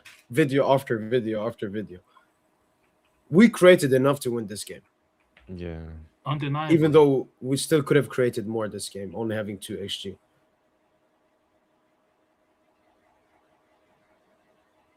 Oh, I remember this one. Yo, this turn from Due is crazy. Barcola, Due, turn, gets the ball in somehow. Puts on a chance, and here I was like, Fabian, is he gonna like avenge his game? But Oh, then yes, yeah, I Dembuz is hungry as well, man. Like he needs. He should have left that Yeah, for Fabian because should have Fabian here can find like the easy bottom right corner very easily because the goalkeeper's position is very bad. Oh shit! I did not see this action. That's crazy. That's crazy. Damn. Yo, play that back. That's actually I'll go happened. back to in but another here we game. have this. Yeah, that's a huge Khalas. chance. Yeah, you need to put that in. There's 3. Oh, Like, how did we not score this game? I don't understand, man. Another good cross from Barcola. Yeah. Yo, y'all can't say Barcola had a bad game, bro. Y'all be lying. I'm not gonna let I don't Twitter think he really gaslight had a me. bad I'm not game. gonna let the internet gaslight me. The Barcola Here's had a this bad one, Joseph. game. Yeah, Dembuz, man.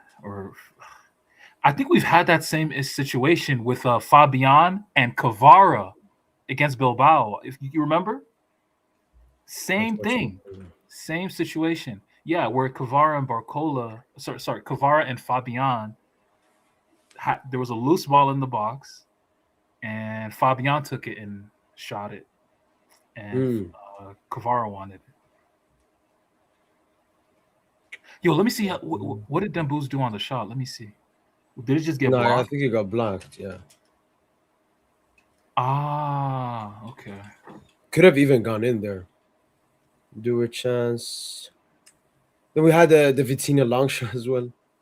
But Yeah, that was. Yeah, I remember. but I that. was so mad when he took his second long shot. I was like, nah, Vitinha. Yeah, You can take can't- one you long can't. shot, but Yeah. don't spam it, man. No, I wasn't mad That's at game. that, to be honest.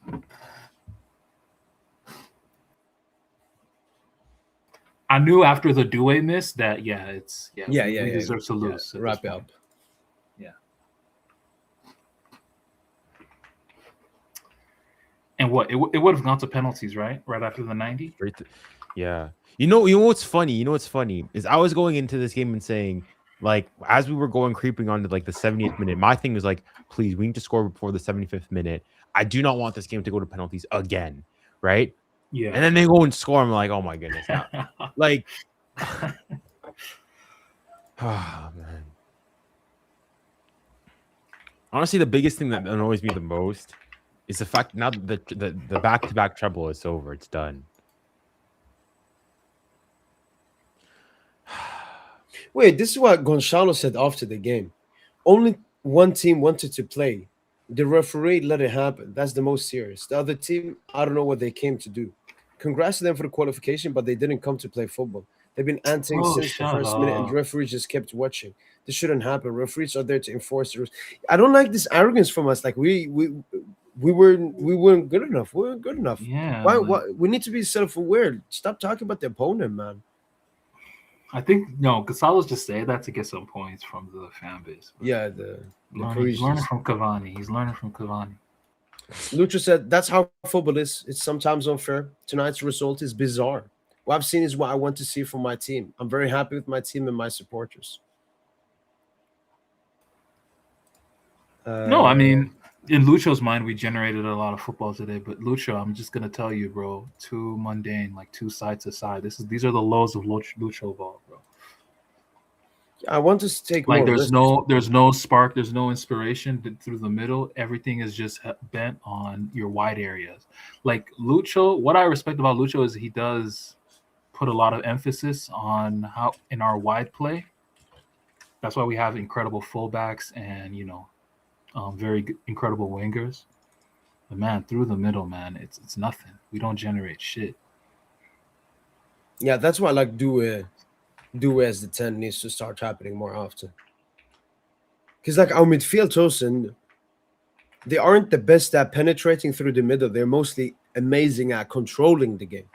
Yeah, and also in addition to that, defensively, they don't have much defensive presence about them. Fabian doesn't really have he has the size. He has the size, but he doesn't really have that defensive presence. Chia does not really have defensive presence as well. Neves is the guy who really brings that. And defensively, we work as a collective, right? Yeah. The thing is that the sector I'm worried about going into this half of the season is the midfield. I'm more worried about the midfield than the attack because I watched that Marseille game, and that Marseille game was very alarming. Very alarming.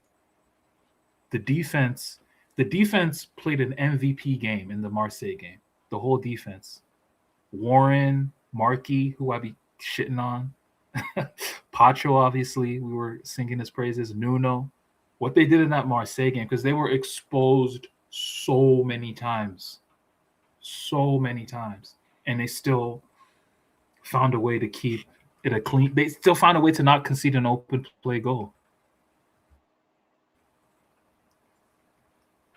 So, yeah, I'm more so worried about the midfield, man.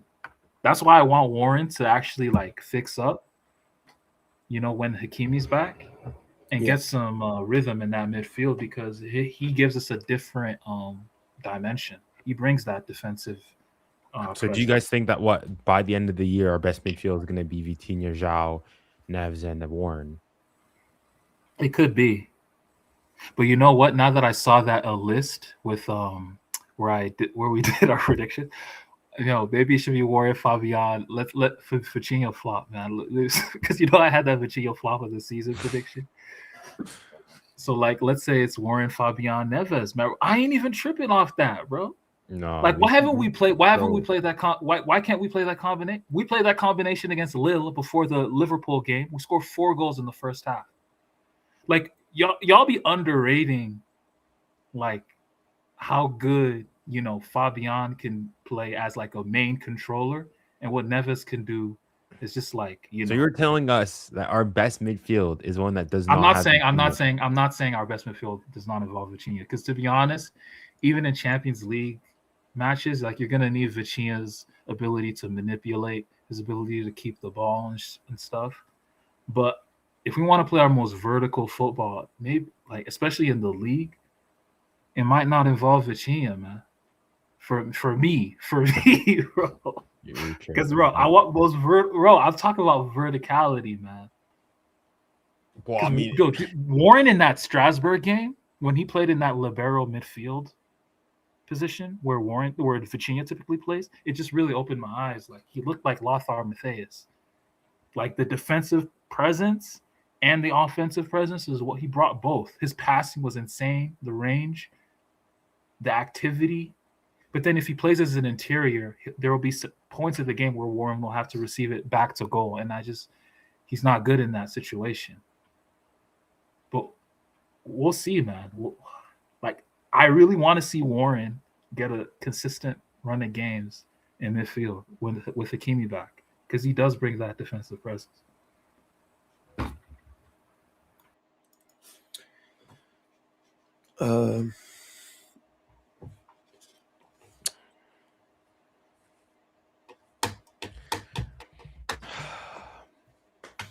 Have you guys talked about the non-PSG news? Juno, we it's can all come to PSG for all. me today. No, we could come. I just want to take this before we go into all of that. Brandon Diaz, once again, thanks so much for the super chat, man. I appreciate it a lot. I believe PSG need the top centre back in the summer, but I don't see anyone good enough to partner Pacho. I think we all believe in at least one additional centre back.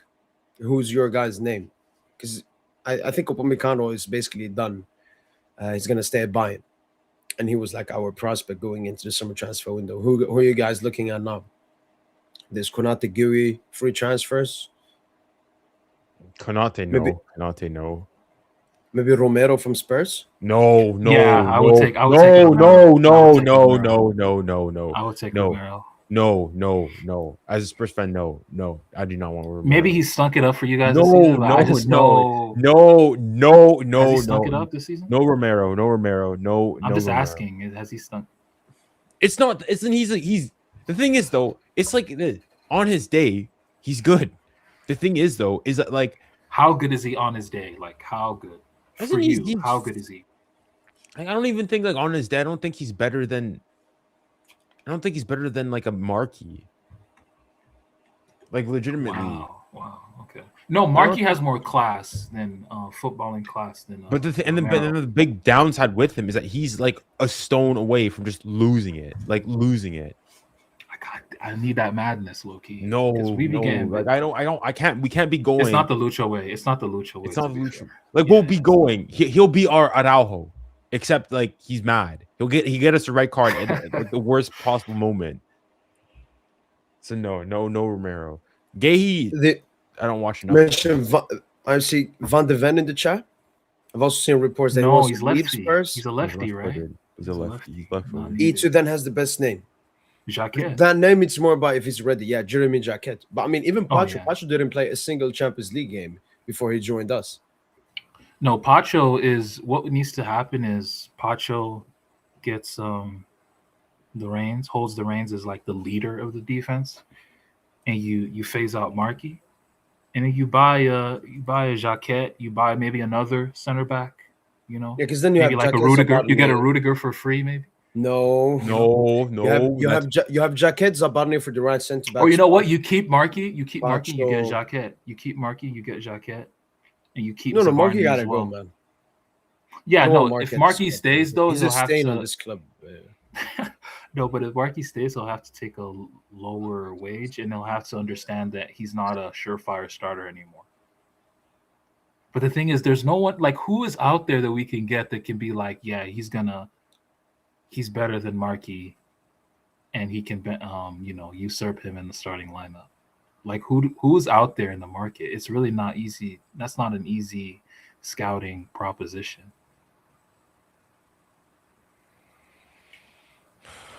Oh, Yeah, probably Jaquet, and then seeing between him and Zabarni will be the starter for next season. If not, Zabarni doesn't show like great performances for the rest of the season. Like Yeah. the thing for me with Zabarni that still makes me definitely believe in him, even for this season, is basically the biggest ish game he has played Him next to was that Hakimi. Barca away. I need to see Him- Zabarni next to Hakimi more and see Because how that Barca away, works. also we had our best defense. It was Hakimi, Nuno, Pacho, Zabarni. And And in that Zabarni, game, two clearances, Hakimi- 2 blocks. Rashford didn't do anything basically versus him. It was a perfect game from Zabarni, from what I remember. And in that game, Hakimi was high up the whole game mostly because he trusted Zabarni to hold it down that channel. how much would a Jeremy Jacquet be? Were there any rumors? 30 to the 40 only million. the only issue is the Zionistic Premier League are definitely interested in him. We gotta And that work would that. definitely bump up the price. We need to work that. He's from Bondy, Paris. Come home, stay home. Stade Rennais, Douai. I mean, he must have surely played with. Has he played with? Yeah, he played with Douai at youth level. He did. Next to Douai, Matthias Tell, all them boys. Kamavinga. Camavinga's I mean, a he's bit 20. older. I even thought he was young. Yeah, Contract until 2029. Yeah, maybe 30 to 50. Somewhere there, including maybe some cheeky bonuses. Yeah, probably Jaquet is the best one. Someone mentioned Thomas Araujo in the chat. I would take him. He's He can good. play as a center back and a full back, right back. Exactly. Very yeah. technical. Yeah, I would take him. Someone mentioned Slotterbeck. I absolutely love Slotterbeck, but he's left footed. Nah. We He's don't need a left-footed. left. We just don't need a bro. I still trust Beraldo. Like Beraldo for me is the perfect backup for Pacho. I don't see why you change that. For me, Wait, I want to know if you guys had to do right now, club power rankings, top 10. What would your rankings be? top 10 is too much. Just top 3. I mean, Actually, The I don't top even want to 10. do a power rankings. To be honest, bro, the best team in Europe right now is quite clearly Bayern Bayern. Munich. Yeah, Bayern Munich are the yeah, but standout Barca team in good Europe as right well. now. Barca are not good. Stop. Really, Did y'all over watch that? Arsenal? Barca are fucking bro. Clasico is fucking cooked. What a You guys, dog you, shit you guys think fixture. that Bayern is like clear of like Arsenal? Yeah. Wait, Barca. Arsenal, Mickey Mouse FC. Wait, Arsenal. Wait, who are we comparing right now? But, Which two but, clubs? he said Arsenal. Bayern, Bayern, and- Arsenal. Bayern first. Oh yeah. No, Bayern are better. Bayern are better than Arsenal. Like, bro. This What do you season- mean, bro? Have you watched Arsenal play any serious I know they've team not like been in good. their league? Listen, I am a certified Arsenal hater, but you have to go and say they played Bayern and they played them off the park. This is the thing. What you do, Junior. Any team that's top of the Premier League. No, You just bro. glaze. Listen, you Last do not season it was understand. Liverpool. Last season it was Liverpool. No, but Like, you the just thing, glaze the every difference team is though. that's top of the Premier League. The Just because difference they're is, top of the Premier League doesn't mean they're best in Europe. I'm hold on, sorry. the difference is though is that Arsenal played Bayern this year and not all that long ago, and they outplayed them. Not really. Yeah, no, they outplayed them. They outplayed. If you watch like, listen, Okay. I'm not. I am an Arsenal hater. I hate Arsenal. It pains me to say so, but objectively speaking, I would have to go. Arsenal just played the most pussy game. Where I they're know, like, no, Arsenal plays some of the wait- most we'll wait- disgusting, we'll wait- satanic, we'll wait for you know. Bayern to make mistakes, and then we'll capitalize off that shit. Like, it's pussy shit, bro. Like, trust me, No. Bayern, Arsenal, mano y mano. Like, let Arsenal go to the Allianz. Let Arsenal be the team to go to the Allianz. They'll get smoked. Especially with like their full team back with Yeah, Davies but okay, and at the very Musiala least, though, back. Like, what? at the very least, you agree. You would say that it's Arsenal and Bayern 1 and 2. No, Bayern and Paris Saint-Germain. No, I can't be putting us in those You conversations. put Arsenal ahead of us is crazy. No, Dude, that is listen. crazy We have to to me, being dude. objective. Yeah, But just Offensively, honestly, they're just as barren as they're even worse than we are offensively. okay, but And we're not even at our standard level offensively. no, I like I'm saying from now on this game, and especially the recent performances from PSG. Bro, I watched the Liverpool game, and there's a lot of Gravenberg absolutely dominated that midfield, and Verts, Szoboszlai. There was just a lot of McAllister, a lot of play in between Arsenal's lines, and Rice was just chasing shadows. Like Rice, Zubimendi, all these guys were just chasing shadows to Liverpool, a Liverpool team that's not even playing well going into that game. Liverpool just showed that, on a technical level, I'm sorry, like this is not even a discuss. Like you're not even on our level technically. Imagine Paris Saint-Germain. Like, come on, guys. No, Arsenal are we've the not biggest fool gate. Like Arsenal are going to win the Prem. They're going to win the Premier League, but they're the big. So wait, when we're talking do you- Champions League, fool gate, they're not a threat. So Not a wait, threat. do you have like what another team even above Arsenal? So you don't even have Arsenal third then? I don't even think. I think there are better teams in England that are probably better than Arsenal for Champions League. Okay, calm down. It's true. Like for Champions League, why not?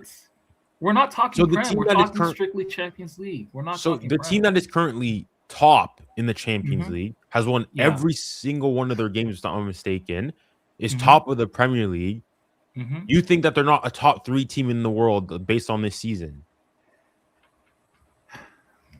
That's When you what put you're it that saying. way, yeah, no. When you put it that way, it makes me sound like you make me come off as a straight hater. And you know what? I'm gonna gladly take that. I mean, listen, I'm the Arsenal I will hater gladly too. take that label. You know, I don't think they're a top 3 team. Yeah, I'll go out on. I'll actually go out. I'll live and say, yeah, I don't think they're a top 3 team in Europe. So okay, so your top 3 would be what? You said Bayern, PSG, third. Who do you have in the world? Shit, that's tough. Who's third right now in the who's fourth in the Champions League? Is it Inter? Inter. I guess I'll just have to give it to Arsenal, sadly. Yeah, it's Arsenal. But they're Okay. really not. I think City are like City, Liverpool. Like if they if City and Liverpool faced Arsenal in a 2-legged affair, I think they beat them. I think Bayern beat them. I think we beat them. I think a bunch of teams beat Arsenal in a 2-legged. Okay, who do you have fourth? Sheesh. Probably another Prem team. City are garbage. Shit. Man, the landscape is just not that great. There's really just 3 good teams, and it's just the I rest. mean, I just asked for your top 5. I'm not saying how good they are. Who's fourth? Shit. I don't want. Again, I've been saying all season Spanish football is irrelevant. I've been saying that all season, so I gotta stick to that. If we're talking fourth, fuck, man, I have to actually start slurping the Prem. But yeah, I'm gonna probably put Liverpool and City pool. You're putting fourth. Liverpool in a top 5. Yeah, I trust their Champions League medal. No, I didn't say who do you think. I'm saying based thus far on the season. That's what I'm Are you saying. asking like who's more likely to win the Champions League? No, I'm Like, saying talking based on Champions what League we've seen in contenders? the 2025, 2026, European footballing season, what are the best teams? Not who do you think is going to win anything in the end. Yeah, but see, that question is basically like asking me who are your 5 teams threats to win the Champions League. You know, it's not No, the I'm not same thing, but that's No, that's I'm how saying- that's just how I interpret that question personally. Well, all it like- is saying who are the best teams like this season thus far. That's all I'm asking. That's what Okay, then power- we'll look at the top 5 leagues, and we'll say those are the best teams. Those are the 5 best teams. The top team in all the top 5 leagues are the 5 best teams. Can I do that? So what? I mean, So PSG, Yeah. Bayern, Arsenal, Inter, and Barca. I guess so. Yeah, I mean, that's not completely. it's not that irrational. bad. It's not that bad, right? Yeah, it's not that bad. Mo, who Barca are would not you say are your top bro. That's 5 crazy. thus far for this season? Shit. I haven't been watching, bro. I only watch Paris Saint-Germain, to be honest. But yeah, I mean, I just think there's a standout three, and to be honest, I can't give you a fourth and fifth. I'm gonna be real. I'm gonna just say PSG, Bayern, Arsenal. Those are the standout three teams. Actually, I won't put PSG in there. I'm gonna be real now. Like I'm just putting us in there off of the strength that we're the reigning champions. And I know No, our but level, I asked like we have the just best. based on this far this season, thus far. Yeah, this season. thus far this season, shit. Arsenal's Bayern.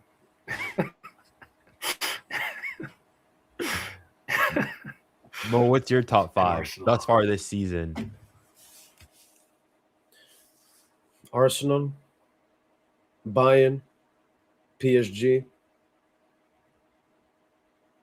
Barca, top four. Because Madrid, Liverpool, Chelsea, none of them deserves to No be. Inter, no Inter. Maybe you know what? Give it to Inter. Give it to Inter. High up, what? Fourth in the UCL, first in Serie A. Yeah, Inter. That's my top five. Yeah, so that's not reasonable.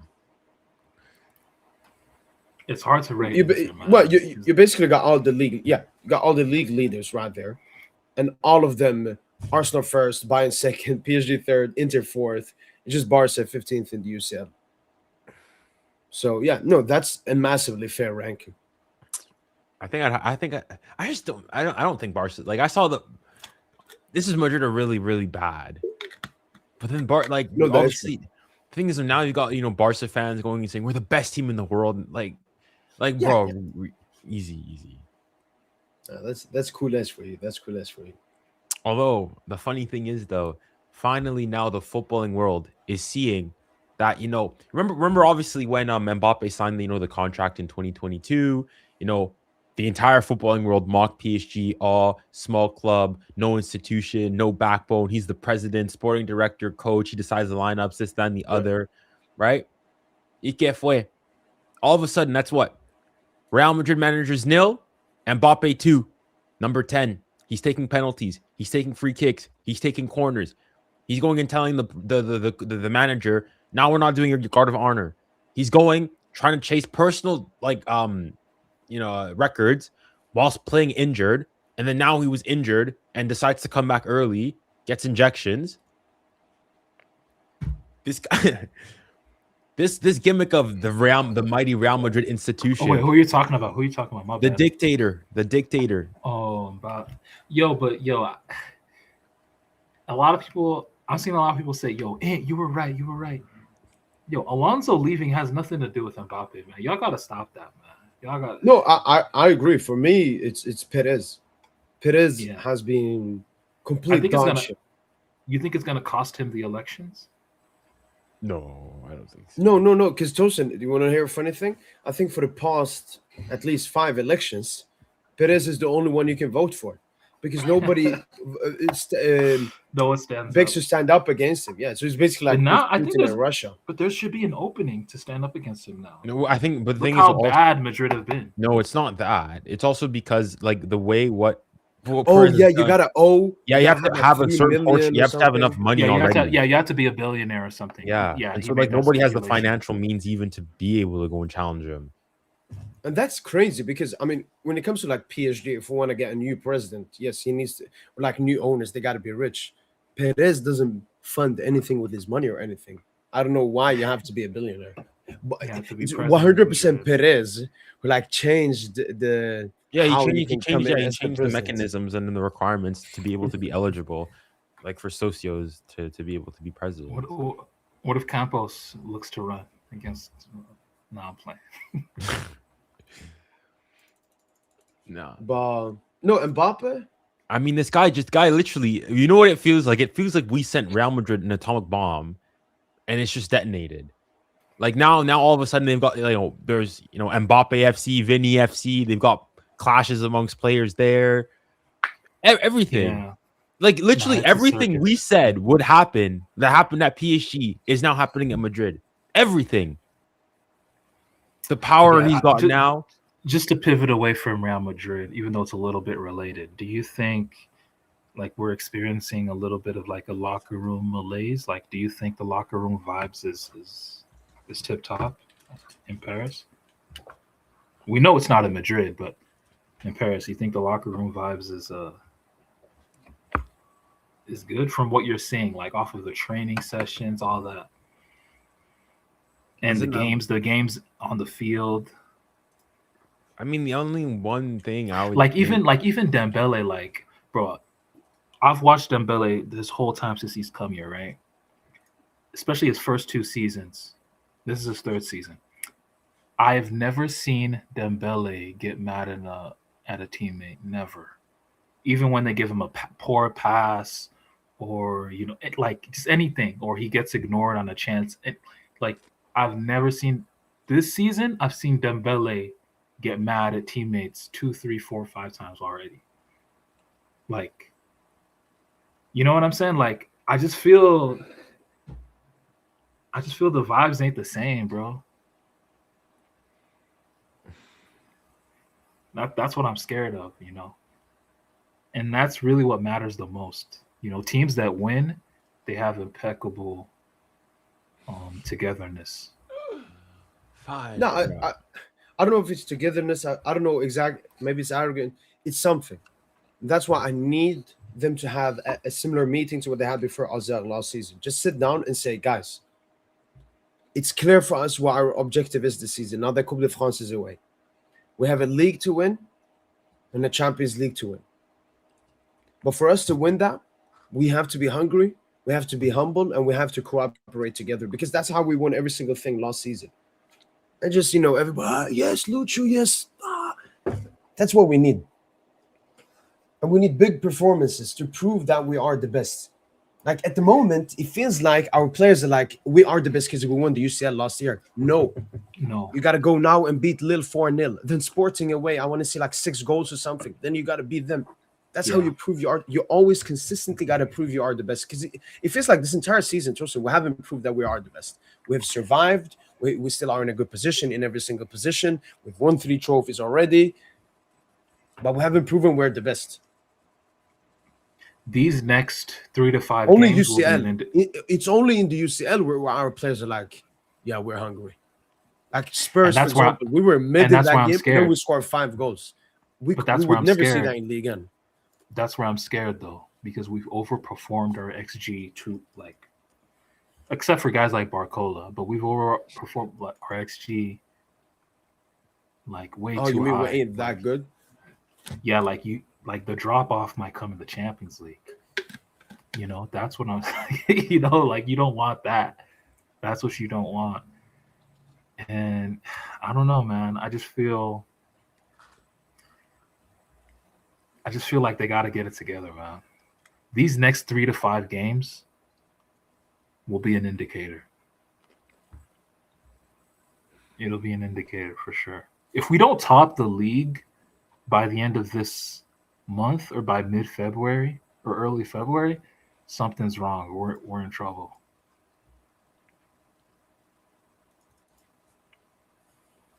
I want to see, who does RC Lens? Are RC Lens still in the cup?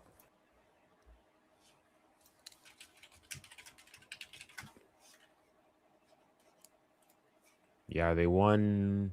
Yeah, 3-0 so short today. Marseille play tomorrow. Only team that plays tomorrow. Lyon are through. Rennes are through. Arsenal are through. Nice went through on pens. Monaco went through. Strasbourg went through. I mean, Lens's next Ligue 1 games are Auxerre at home, Marseille away, Le Havre at home, Rennes at home, Paris FC at home. That takes you to like February. So that game against Marseille, assuming they do the business against Auxerre. No. Well, we want to draw. I was going to go and say we want Marseille to win. We want to draw. No, Marseille never doing anything, so let them take full points. I just want to finish this off so we just have it. What I will do, I would put in, and you guys would say, oh, no, lower, yes or no, just because I genuinely fucking don't care about these ratings. I don't want to give a man of the match, but okay, like Vitinha, You want to give it to Vitinha, guys? We saw Kvara I as was well. gonna, I I think was gonna say was Kvara. I good. was gonna say No, Kvara. definitely not Kvar. Definitely not Kvar. The only thing with Kvara, he was subbed out what, like It was 65? Kvar was not the man of the match. There's no way Kvar was Yeah, the man of the he match. got subbed out and we lost the game. There's no. Yeah, you no, I can- remember when he got subbed out. My chat was just like, "What?" A lot of them were obviously Georgian Khvicha fans, but they're like, "What the fuck is Lucha doing?" And I was like, "Yeah, why doesn't he take out Gonzalo?" It could But that's the no. thing. See, Is that's Lucha the knows thing. this is the only game Gonzalo is gonna play, so he's like, Yeah, let him because he's play, not let him gonna play. start that. Let that kid play, man. He treats him as he's like a disabled 65-year-old or A something. Make-A-Wish kid, basically. No, but Like I would prefer to leave it blank, because even for Vitinha's standard, Okay. Leave it blank. no. Don't leave it blank. Put Khvicha in there. No, it's not. Kvicha was not the man of the match. There's no way Vitinha was like. I think Warren had a better game than Kvara. Warren had a very good game. That's There's true. no way Kvara's the But man of the match. What do you mean, like no way? Like, There's like he no was dog way. shit or okay. You know something? what? We'll let the chat decide it. We actually have a lot of people still watching. Shout out to everyone that's still watching. Okay, so we can put 4 players in the vote. Who was MVP tonight? Okay, so the names are Well, Vitinha, Kvara, Vitinha, Warren, Warren. Beraldo. Mm, Because I remember Lucho Tosin Yeah. said Beraldo before. yeah. I started now. We can go through the other players. Luis Enrique. I think the lineup was good. The substitutions obviously bring Dembele and Dewey on were good. The only thing I think he should have done was keep Kvara on, and he also could have brought on Neves. Lucho, Tosin, you were very criticized of Lucho today. What would you give him, for example? Oh, a one. 1. Okay, I just want to see the lowest. So we gave him His 6 worst- when we lost to Monaco. We gave him 5 when we lost to Bayern. We give him 6 versus. We give him 4 versus Marseille. So 4 is the lowest he's had this season. This was not worse game than the It's not Marseille. worse than Marseille. Come on. What? This is It worse was than 6. Marseille for sure. 6. Marseille, No. at least Marseille, we had an excuse. You know, short but this one, like, turnaround to there's- start the season. We just went Ballon through d'Or all the clips of the ceremony. opportunities we had. Yeah, I mean, that. What does that have to do with Lucho? That's the players generating that. Yeah, but okay, but then What- like what Lucho's did Lucho do lineup today wrong was today, not- Who are then? you blaming Lucho's on lineup- Lucho? What are you Who blaming on Lucho for then? Oh, multiple things. Like his lineup wasn't right. I mean, What was wrong about his lineup? multiple things, bro. Like I'm not gonna say that midfield for starters. Like Mayulu today had no business starting, and Okay, I know but are you that's the saying beauty that of being a retrospect- fan. That's the beauty of a fan. You are entitled to hindsight analysis, and what's it called? Like you could tell, like Mayulu, his touches in like between the lines, not good today. How we played, like how we approached the game, our offensive approach today. It was just strictly Khvicha, Barcola, do something. That's all it was. my right. I'm saying Khvicha, 6. Barcola, do something. So Okay, like what are you the saying, approach Joe? wasn't great. I'm I'm saying 6. gonna say 1. We can meet in the middle, go 3.5, I guess. No, I thought I'm gonna give mine, and then we can do average rating off it. So Mhm. plus, and then divided by 3. Okay. I'll give him a 6 too. So 6 plus Yeah. 6 is 12 plus 1 is 13. 13 divided by 3 4.3. is 4.3. That's crazy. No, you're actually 4.5. Okay, 4.5. Yeah. I would round downwards. To 4. But that's fine. Hakimi still out. Look at this. Bro, out. Hakimi, come back. We haven't man. had Fuck that. Hakimi since. Bro, fuck AFCON, man. Now we soon done. Wait, when do Morocco play? Nigeria. By the way, yeah, we haven't talked about Algeria, man. It was a complete fucking shit show. Shout out to you, Tosa, Nigeria. Yeah, y'all got absolutely blacked, man. It was disgusting, man. I've never seen a game like that, man. Morocco play Nigeria tomorrow. Yeah. So not. But it doesn't matter not though. Tomorrow, There's the still a day third after. place. There's still a third place game, right? True. in So Yeah, so it they'll doesn't play really an matter. additional one no matter what. Yeah. Okay. Warren. I'm thinking he was like one of the. Oh, Warren was really Give him good like a today. I'm gonna go 7. 7.5. 7.5. Okay, yeah. 7. Okay. Khvicha, I'm thinking giving him an 8. I'm giving him an 8. No, too. no. I thought he was. I really thought he was good 6.5. today. I'm actually 6.5 dead or ass. 6. No, 6. Oh, Dude, 6. did you see? 6. Man, y'all, Junior, do you y'all have a don't like Kvara agenda? football. No, I just Y'all don't like think he was football. great. Like, I'm gonna see Okay, what you look, guys look. do for somebody Joseph else. said 8, Junior said 6, I said 7, so average is 7. No, I just no, wanna then I'm finish saying something. 5. If Tosin, you Five. went and you like 5 is basically Okay, sabotage. 6.5. Okay, 6.5. 6.5. Okay, deal. Okay, fine. These don't matter. These honestly, Marquinhos was only benched. Nuno Mendes came on. Vitinha started. I'm thinking like 7. This is 7, like 7.5. But we lost. Like, I don't want to give more. Yeah, we gave Warren 7. I don't want to go No, above that, man. Vitinha is 7. 7. Okay, 7. Dan Booz came off the bench. Neves was benched. Safonov is out. Lucas was out. Gonçalves. I don't know. He had some cheeky link up, I 7. guess. I'm gonna give him a 7. Like 4. Oh, 4 is crazy, dude. Nah, it was like like a 7, 5. dude. 5. Can we give him 5.5? Kangili. Bro, like the thing with Ramos is like what I've always shitted on him for is just him being a ghost. Like you don't even today, notice no, he's he on had the some field. That involvements. was not the case today. That was not like he was everywhere. Like starting with Barcola's that time he tried to meet Barcola's cross, till the end of the game. Like he was a constant nuisance. That's all you can ask from your backup striker. So created the Beraldo, Dembele chance. Yeah, 6.5 6.5? is good. Beraldo's 7 for me. 7 for me. Pacho. 7. No. One thing I didn't like about Pacho, again, this is small He got- criticism. It just He only got off the cooked left, once. his passing was definitely even But harder. that's 'cause for he's him, playing left he's back. strictly left foot. Yeah. Yeah, no, I know, Yeah. no. Zabarny. Yo, Like by the way, this is a 5.5?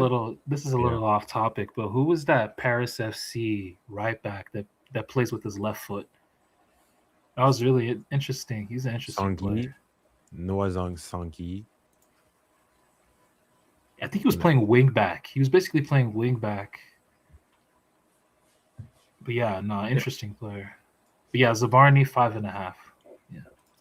Fabian. 4. Honestly, I'm gonna be very harsh. 4. Yeah, like Yeah, 3, 3. Yeah, 4, 4. even Now we can go 4. Like one of the worst games I've seen from him.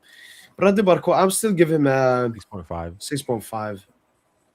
No, Bradley been high. Barcola 7.5. Oh, Just that miss, Tosin. That miss is so bad, man.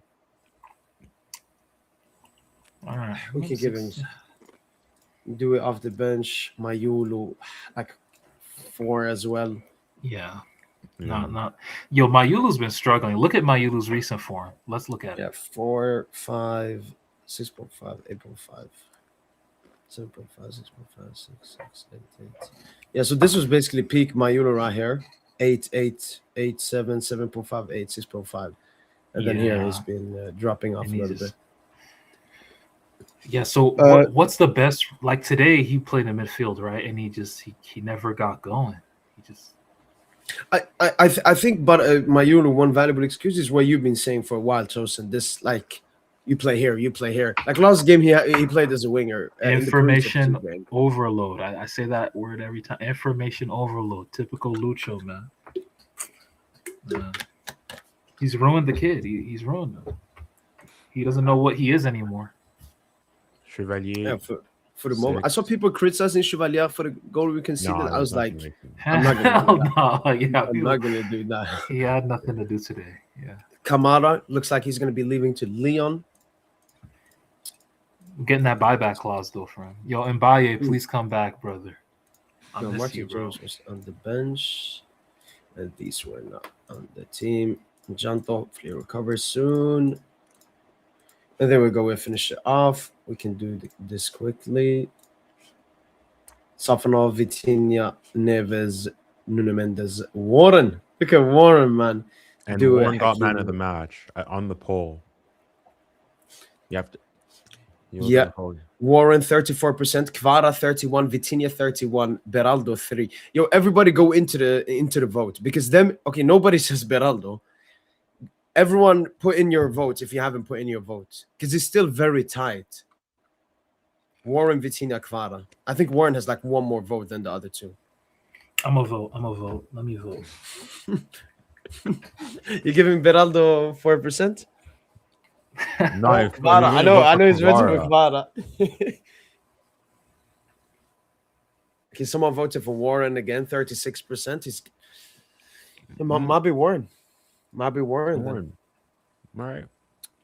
No, wait. Let me see. Did my vote change shit? Oh, my vote changed Kvara, the game. My vote changed the game. No. What? Kvara No.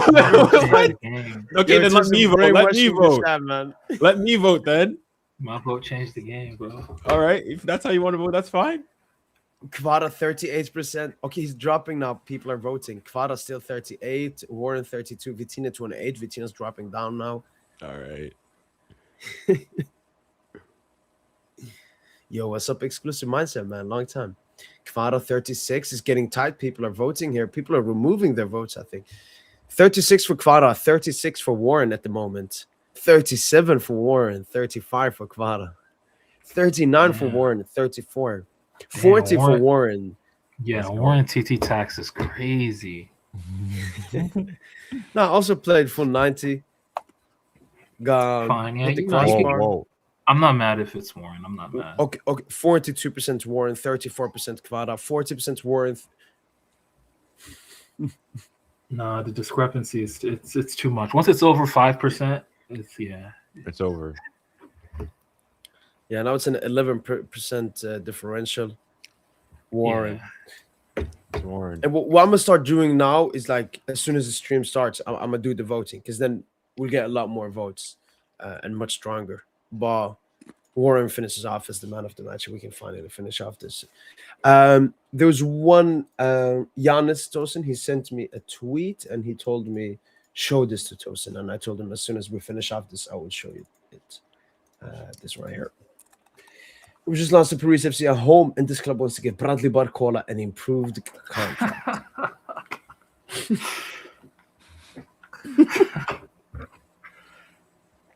I mean, well deserved for Barcola. Barcola's gonna get his contract, okay? You're gonna have to accept it. I mean, one contract we can discuss now is Ousmane Dembele.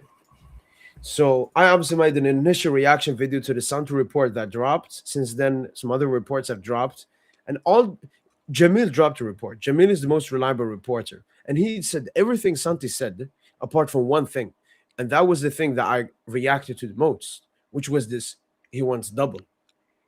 It's either that Santi has some information that nobody has, or it's that Santi was talking from his ass, and that is not true, because it doesn't make any sense.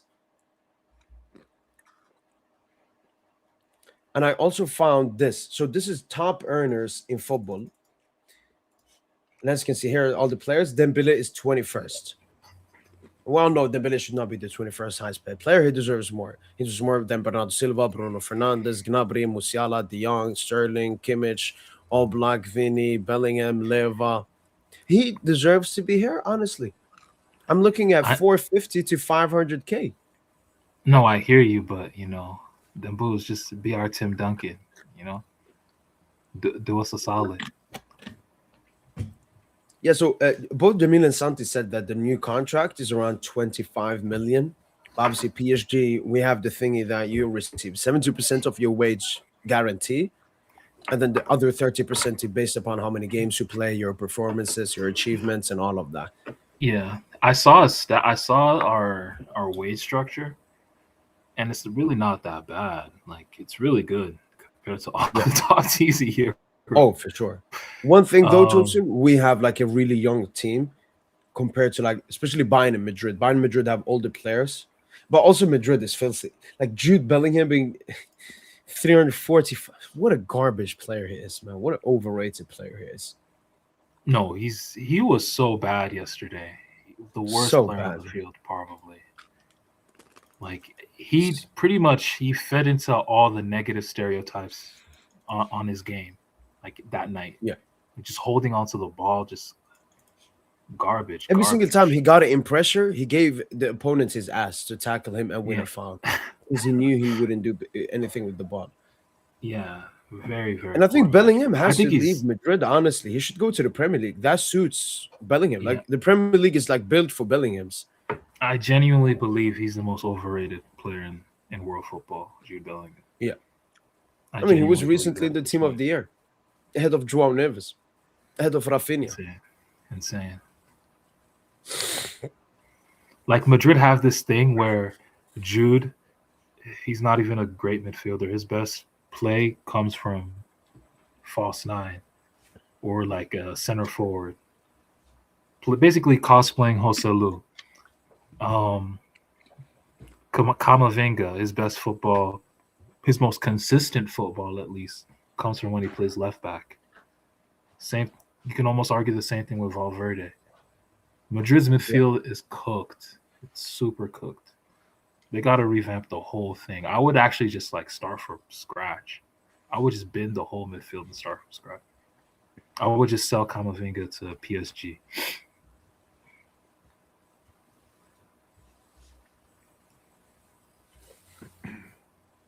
And then obviously those fake Lucho reports came out. And I like what Lucho said. He's like, they're trying to destabilize us. Yeah, that's exactly what they're fucking trying to do. Like, it's not just we're going through this Lucho is maybe controlled. turbulent form. Lucho might be What? he might be working against us, man. Why? Or he's like, oh, they're trying to, and he's probably the guy, leaking the info. No, the Like, funniest imagine thing, that shit. Like, I swear, Rose, the reality stranger than fiction. leaking what info though, Tosin? I mean, there was some reports that were saying he's going to leave at the end of the season. Obviously, like Enrique, throughout his entire history, I've gone through it, Tosin. He's never been sad. to be honest, I He has guarantee mutually you, terminated his contract. after winning that Champions League, he's basically become a demigod. Oh yeah, I guarantee you, the contract offer has been on the table for a while. He probably just delaying it. I don't know. Like we just extended him though. No, we not that extended them long at the ago. start of the year. Yeah, at the start of the year, February, Yeah. February 2025. But yeah, that was just like that extension actually came off the back of really good form too. We were playing very well. Maybe he's waiting for us to have a good run of form. Maybe he's waiting for us to have a good run of form to sign a contract. I don't know. Also remember, I remember back then because we were thinking about signing him because I remember initially there were reports that we were going to announce the signing, like the extensions for Hakimi. Who else was it? Nuno, Vitinha. Was it them three only? I think it was them three. Yeah, we like to kind of alongside with new like. The Lucha one was for a while. I think they just announced it when PSG's form was better.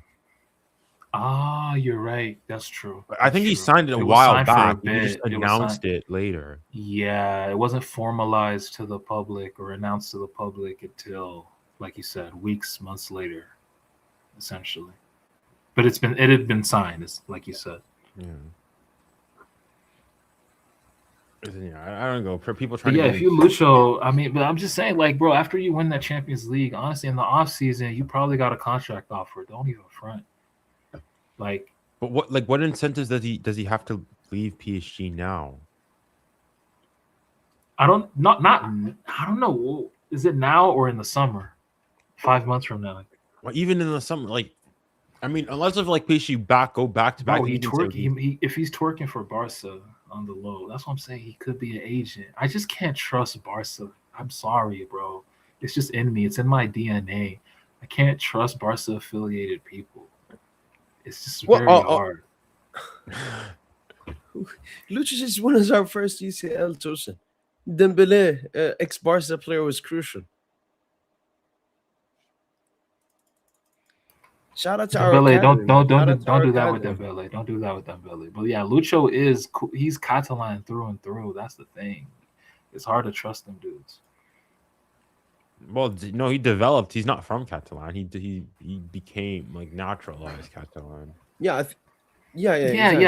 Like Cruyff did, like Cruyff in the 70s. You know, exactly. Super cringe. So you just can't trust that. You can't trust that.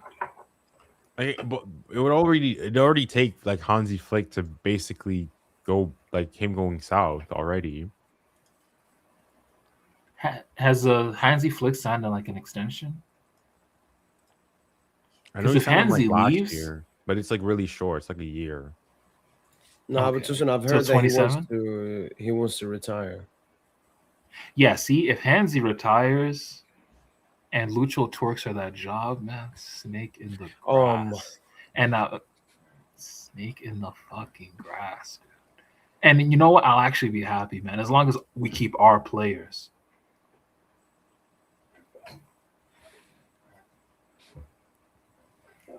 Because man, this shit. Lucho, though, he kind of threw away the first half of the season. He didn't take it like, especially League, man. Oh my days, Tosin, stop this Lucha agenda, man. Okay, If okay, anybody I'll stop. threw I'll it stop. out, it was the Stop. players, man. Yeah. Like Barcola is more of a culprit this season than Lucho. Atletico Bilbao, Barcola. Today, Barcola. Even Bayern. I remember Bayern when we were I can't struggling put in a that full first season half, on when it was still Barcola. 1-0. I remember. You remember that Barcola chance? got him behind. Fabian Barcola over got the him top. behind. Yeah. So he's bigger culprit than Lucho this season, man. And No, Lucho's but the manager. forget Barcola that. is But just one Lucho is a individual big player. culprit. Lucho's a big culprit for that Bayern game. We got dominated in every facet of the Well, game. okay, but then in that the first only half. 2 games I can hear Like that Lucho, like legit, Lucho has been the only 2 games I can really go and He's say been was a his. mid coach this year, bro. Like this season. Like Well, when the he's only actually two- had to work without his best players, his best attackers, like mid results. We're second in the league. Like, I'm just saying. I mean, we're Like not. all on the 36 offensive points. metrics, point to us being third, fourth, fifth. Like we're underperforming next to RC Lens and Marseille, and like Marseille. Bro, Junior, would you say Marseille? Because it disagreed with me early in the stream. Would you say that Marseille, just on the run of play, balance of play, outplayed us in the Trophy de Champion? Oh yeah, 100. I'd say so. Yeah. Yeah, thank you. Being That is a huge. Have you ever seen that as a Paris Saint-Germain fan, where Marseille, on the balance of play, are better than Paris Saint-Germain? certainly not. Like they can recent. scum Yeah, back why not? some wins. They've scummed back some wins here and there, but they've never been better than us on the balance of play. Like, Yeah, but one have thing, you ever Tosin, seen you're that? not. I said this after the Marseille game. This is by far the best Marseille throughout our time as well. Like I was impressed by Marseille, and that's not to take a dig at PSG. No, Marseille is a serious club. I would say No, you're this saying that, season but has been I a top promise 10 you, club. Marseille are dog shit. I promise you. They are not They dog face shit. they, They're a fa- top they 10 face club in they the face world. a serious They team play in the a really knockout great rounds. football. They face a They serious play team really in the great knockouts. football, and they have great individuals as well. They face a Premier League team in the knockouts. They face a Dortmund, even a Dortmund in Bundesliga. They would beat Dortmund. They will not beat Dortmund. I promise you, they don't beat Dortmund. I promise you, they don't beat. Man, you got me here fucking glazing Marseille, man. But no, Deserve has done a fucking amazing job in Marseille. Because I've seen Bielsa there. I've seen Tudor. We saw fucking Gattuso. But like Deserve, no, he's got him. Like when I watch Marseille, I found out I was like, yeah, they're playing Deserve ball. Like he's fully implemented his style, and they've spent so much money. I think Marseille has spent more money than us in the last 2 summer transfer windows. So it's not a surprise that they're good.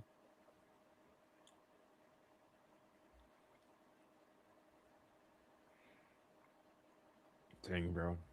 I might have to, not go on social media for a bit. I've just gone, I went to 433s, like their Instagram post of the PSG loss. Just quickly looking at the thing. Barca fans, everybody saying 1 season wonders, 4-month FC.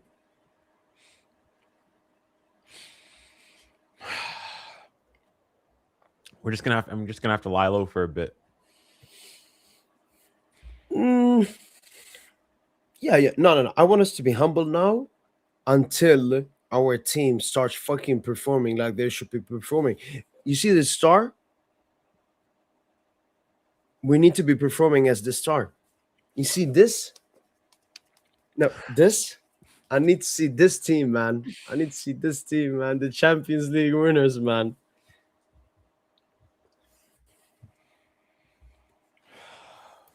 But yeah, hopefully this is a reality check, and hopefully the players got humbled. And they in the Coupe de France, and hopefully they understand that Like now it's time for business. All right, we're not in the preliminary season anymore. We need to now until the quarterfinals of the Champions League or even round of 16, depending on who we face. I want us to kill off the league. I want us to at least have a 6-9 point gap at the top of the table, so we don't have to worry about Liga. Because you continue to compare the season Tosin to 2021, the season straight after we went to the Champions League final. And that season, obviously, we lost out on Liga, but we still performed well in the Champions League. And Yeah, we've seen we from made this a deep season, run. I'm very confident we perform really well in the continuous run in the Champions League based upon our Champions So League performances. you But would the take league a we deep gotta take you would seriously. you would take a deep run. Would you take deep Champions League run? You don't win it, and you lose Liga, or you win Liga, and you get you lose in the Champions League, maybe in the round of 16 or the quarters. Win both, man. I'm not gonna answer that question, man. But obviously, the UCL is more important. Yeah, the UCL is more important. I think this season the Liga is more important. I'm gonna keep it a beam. I've already won the Champions League, and I've won Liga too. We've won Liga too, but look, man, being second, this is actually that's unreal. That's unreal to me. It just reminds me of 2020, 2021 all over again. We got to start,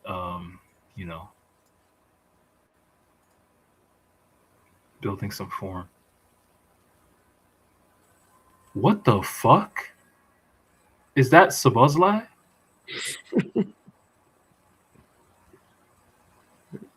Nah, that's some What did he clown try to shit. do? What?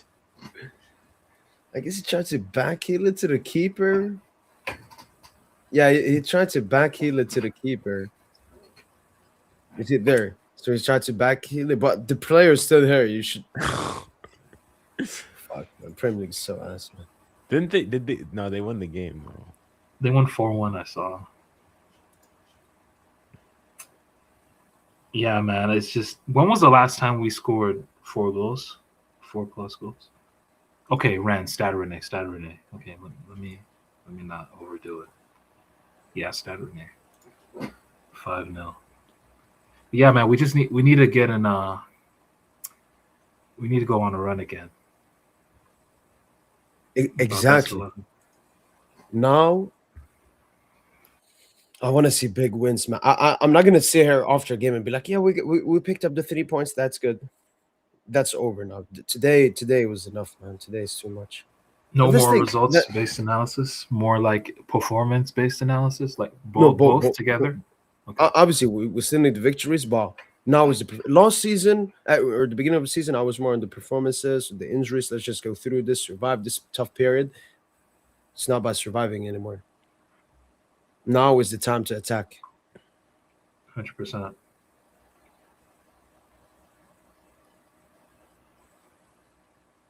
And if we drop points to Lille, what are you guys saying at that point? We're not dropping points to Lille. We're not dropping points. I'm just saying if. That's why I put the conditional. If.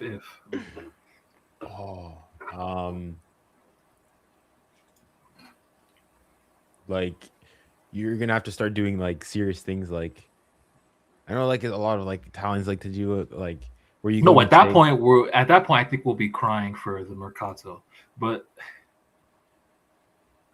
I don't know. Like, I just don't see us making any signings in the Mercato. And the more I think about it, like the only player I really want is Carezas from Genk.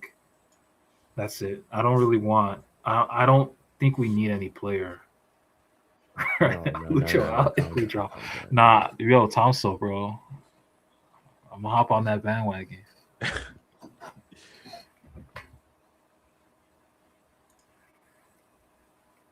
But yeah, I mean, he wants Julian. Me, I really want Carezas from Genk. How much would it cost? You know him. How much would it cost us to get Alvarez and then also Carezas?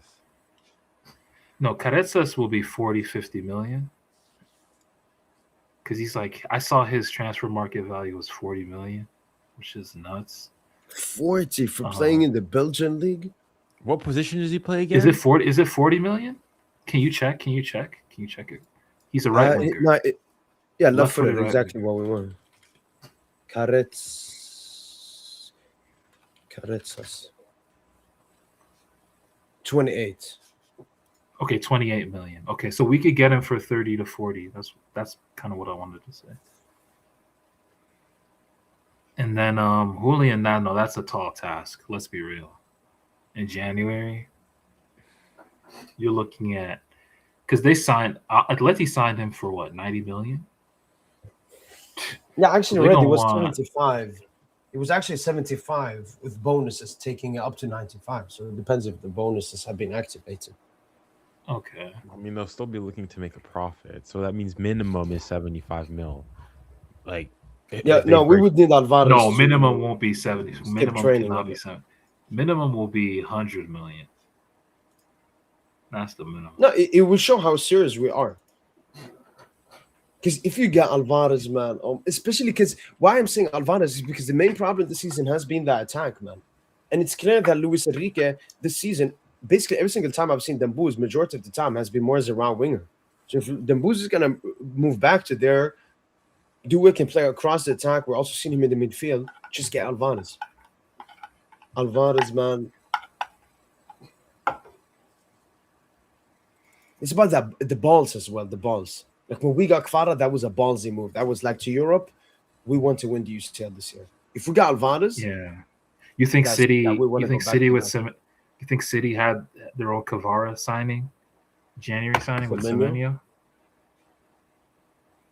maybe to try to win the Premier League. They're never going to win the UCL. Yeah, that's their Premier League signing.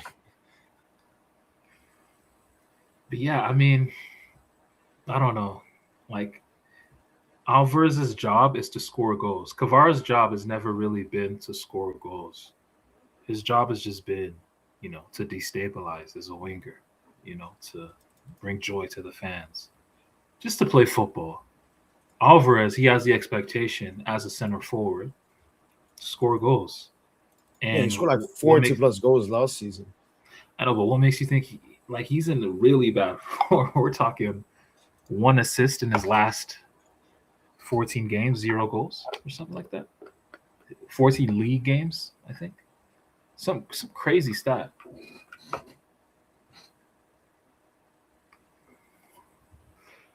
Like, his form is way more worrying than Kvara's was last season with Napoli. Yeah. To be honest. No, I'm saying it, Joseph. Atletico Madrid fans, they're like, yo, you got to play for the badge, man. The club, the entire team is built around you. We spent 95 million to get you. What the fuck are you doing? Yeah, that's really, it's a slippery slope with Julian right now. Like, because if he's just, going through the motions and he's not putting his all in, like, he's probably just waiting for the World Cup, and he's probably going to look to leave. Yeah, and I think he Honestly- knows he made the right move, Joseph.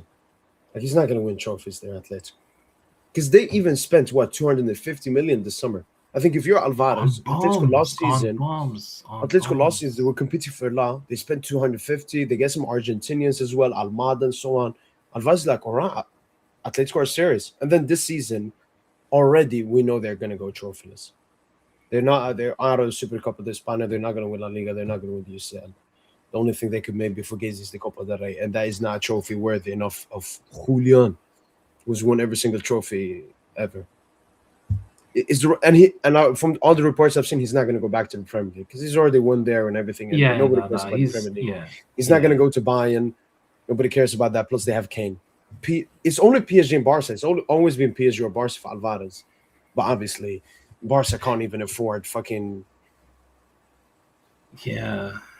And do we want him that bad? Like, you think he's that? You think he's that guy? You think Alvarez is that guy? Yeah. No, I haven't watched enough of him to be fair. I remember just that Atletico Madrid. But he scores Real crazy Madrid goals last season. Yeah. That goal was crazy. And then World Crazy. Cup? I think he was its third top scorer, only behind the Mbappe and Messi. Yeah, it came on and was better than Lautaro. Essentially, pretty much bench Lautaro as the tournament, waned on. Oh, Dambuz took this. Wait, is this AI? No, I think, It looks I like think- AI. It's definitely The AI. old, it's last Yeah. year's jersey. yeah. Plus, this is not even the Dambuz photo for the team of Dembele team of the year. Isn't the official actually one like actually out already? I think he's gonna be holding. Yeah, this one. He's gonna be holding a Ballon d'Or on his team of the year card. What is the team of the Them are- year again? What do you mean? Like the actual like EA Sports team of the year. Like is it actually like I was seeing like no I don't think Yamal. it's out yet. Oh, okay. Because I was seeing things like no Yamal, no Rafinha.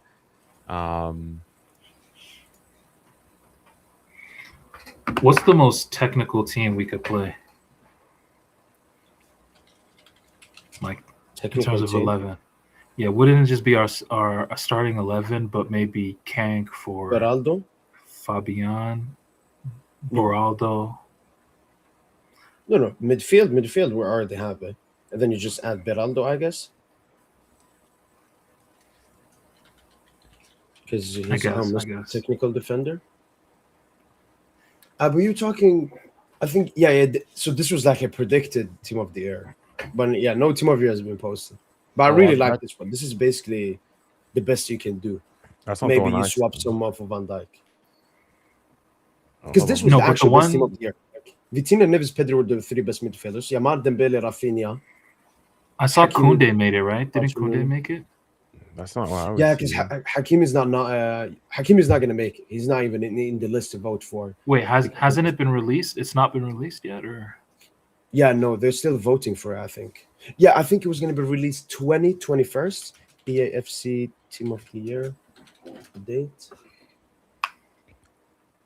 January 16th. So it's going to drop soon. January 17th, it says here.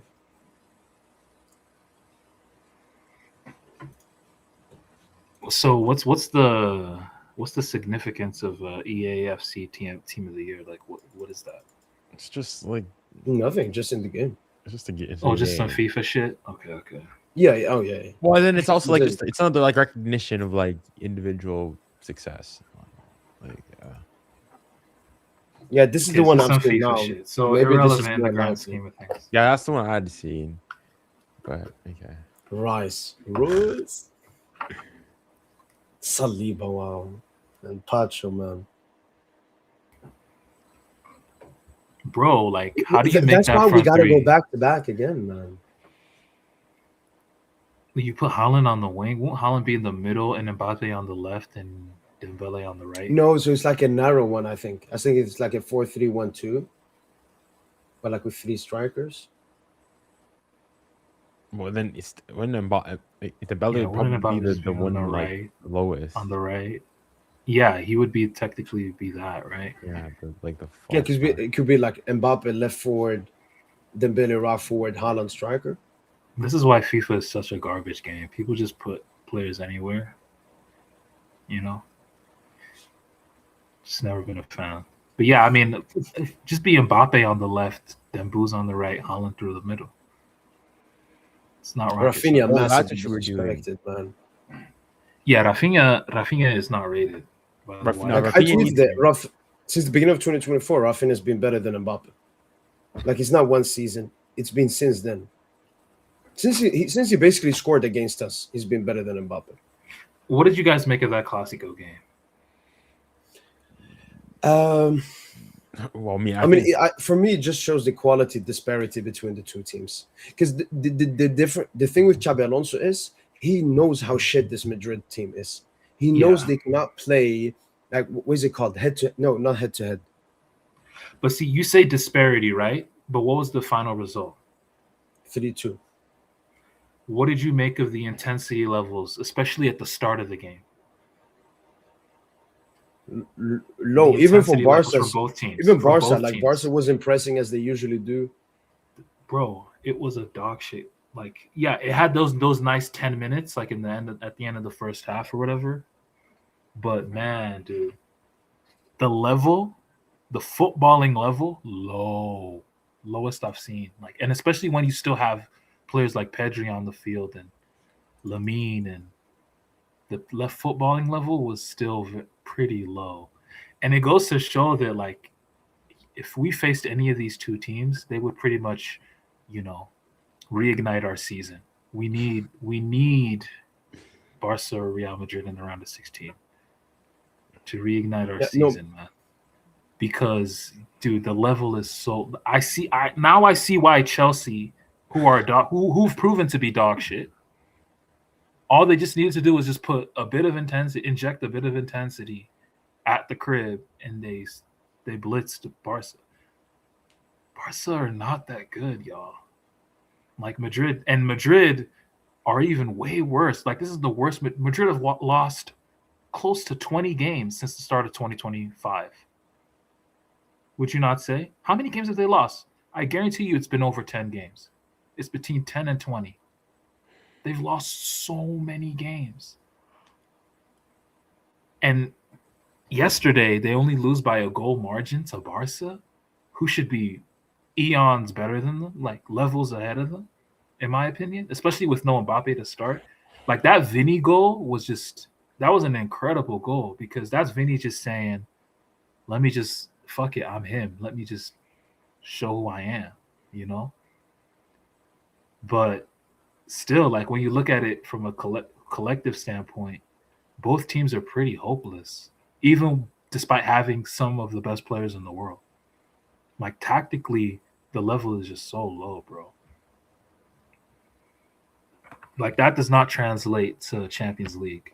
Could Madrid face any serious side, like, they're getting battered because Madrid, even against Atleti, they had to sit back and hold shape. Against Atleti that don't even want the ball typically. Like, Madrid are super duper cooked this season. Yeah, they're going to get trophies. And that's why I just can't take Barca's achievements in La Liga over this last season and this season. Okay, I'll give Flick a lot of credit, but, like, the results, when we look at it in the context of, like, Europe overall, it's just, yeah, even like they're not really a threat. We smacked Atletico 4-0. Arsenal smacked them 4-0. Yeah, like, they're not. But what Barca has to do, Joseph, they got to prove it against us, like Bayern, Arsenal. One of us three.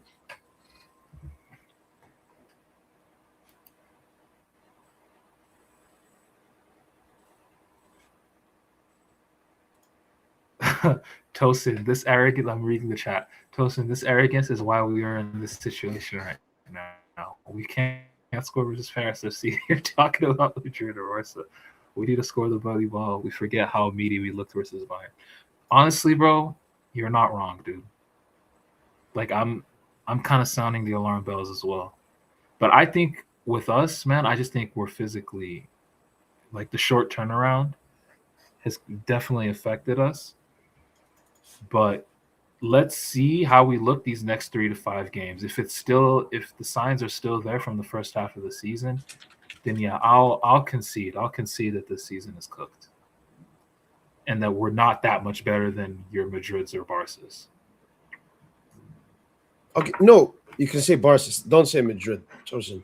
We can be as shit as we want, man. Madrid is so bad, man. Yeah, Madrid are terrible, yeah. But yeah, nah, it's the level was not. It was not that Clásico. Yeah, entertaining game for the casual, for the neutrals, but I'm just looking at it from a PSG lens, and I was just not impressed at all, man. Fair. Like, even Lamine was getting slurped on the internet, and I was like, Lamine was okay. He wasn't even like, man, like, they were acting like he was man of the match level. What did you make of it? Maybe. No, I thought he had moments and so on, but you expect better from Yeah, Yamal, like, from what he has I shown didn't even think he in was anything previous El special. Clásicos. Like, their best player was probably Frankie, who you don't even Huh? rate. Yeah, I thought Frankie was good. I thought For Frankie Barca. and Rafinha. No, Okay, Rafinha because he's the goal scorer. I felt Eric Garcia was good as well, but maybe he looked good because Kubarsi was complete fucking dog shit, man. Like Kubarsi's defending for that Vinny goal. Yeah, I'm Look- glad look- you mentioned Kubarsi. I'm It glad. reminded 'cause- me of Fratesi's goal. Like Kubarsi's just Yeah, doing he's the just Marky there. thing, Marquinhos The block, mannequin. and then he just Yeah, goes past him. bro, Kubarsi. Like, yeah, Kunde gets nutmegged, but the truth is, any defender can get nutmegged. Like, that's just an incredible. Just give all credit to Vinny there. That's just genius from Vinny. What is Kubarsi doing after that? Like, what is he doing, dude? No idea, man. But even on that one though, there's Pedri's also not really tracking. Like he should put a foot in on Vinny Yeah, when because he was like, with Kunde. exactly, yeah. Like I think if anything, like Koundé's actually it's just brilliant play from Vinny. I agree. all I agree. around. It's more on Vinny than saying Kunde is trash for getting nutmeg. No, that was Vinny on smoke. Like, Dang, it's so weird now watching like El Clásicos now because like I just need both teams to lose so bad. I wanted the game to go because I didn't realize it's like the Super Cup. It's like the Trophée des Champions where it goes straight to pens. So I was like, get this game to pens, just for the drama. The thing is, if I think if it went to pens, I think Madrid win it. because Courtois? But isn't Courtois bad at pens? No, I think it's mostly a mental thing because Madrid would have shit housed their way all the way to the penalty shootout. It's not even just that was like, their plan. And even that, it's like for Barca, how many good pen takers? Okay, like I'm just thinking of it like Real Madrid have won penalty shootouts like relatively recently, right? Like Barca, when was Barca's last penalty shootout? I think one of them was like in 2023 in the Super Cup. I don't remember. Yeah. So this current iteration of like they've not gone to pens. Like you say what? Who can take a pen for Barca? We'll see what. Enrique fue, Rafinha. Bro, we've Rafinha got subbed out like 5 minutes before full time, I think. Bro, just literally just bun everything, bro, dog. Like if we get into another penalty shootout in the Champions League, just smoke everything. Because we're bound to lose that one. We're gonna lose. Yeah, because sooner or later you're bound to lose a penalty shootout. Yeah. If we get into a penalty shootout in the Champions League, it's over. It's over. I saw something. If it was maybe a quote from Fabiano or something, and he just said like, when we came to the penalty shootout, we knew. Like, I love this confidence, but man, like, easy, man. We got to go back to back, man. We got to be humble. Yo, Udge.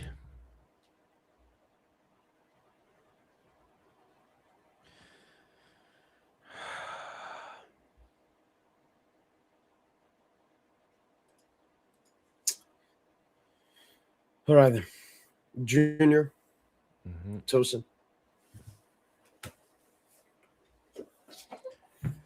It is what it is. 2 trophies left. Liga and Champions League. We're going to have 2 consecutive Champions League weeks as well. And the last one will be really exciting because we'll have all the games running at the same time as well. But yeah, I hope the absolute best for the upcoming game versus Lille. Massive expectations going into it. I hope the best possible lineup plays that game and the Sporting game. I don't care if they're going to get some rest, put some injections into them. I don't care because we need to see a message versus Lille. I mean, you know what? We can do versus Lille like last season. We can lead 4-0 up in the first half. And then sub out all the starts. That's exactly what we did last season. Let's see if we can do it this season. Agreed. All right, man. But yeah. Y'all take care, man. Thank you for having me on. Pleasure as always. Take care, people. Take care, Tosin. Take care, Junior, man. Right then. That's been from boy PSGINT to the 82 people that are watching. Shout out to you guys. Long post-match podcast here, but yeah, we definitely had to talk a lot after this game. Everyone sharing their thoughts, a lot of emotion. a lot of opinions, a lot of strong opinions about players, about manager, about everything, because today was disgusting. Today was disgusting, and it needs to be improved. But that's been it from my boy PSGINT. Hopefully everybody enjoyed the live watch along previously. Hopefully everybody enjoyed this post-match podcast. And yeah, that's been it from my boy PSGINT. Yo, good night to you, Zangetsu. Is that Lee? Good night to you, man. That's been it from boy PSGINT. Once again, appreciate the love, appreciate the support, appreciate everything.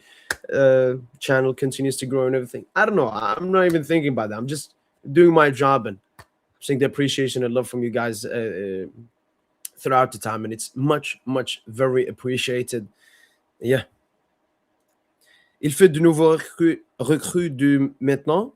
Je ne sais pas. Le report, il parlait zéro transfert avec le mercato de janvier. Oui, d'accord. Well, that's been for boy PSGINT. And as usual. Allez, allez. Allez, Paris.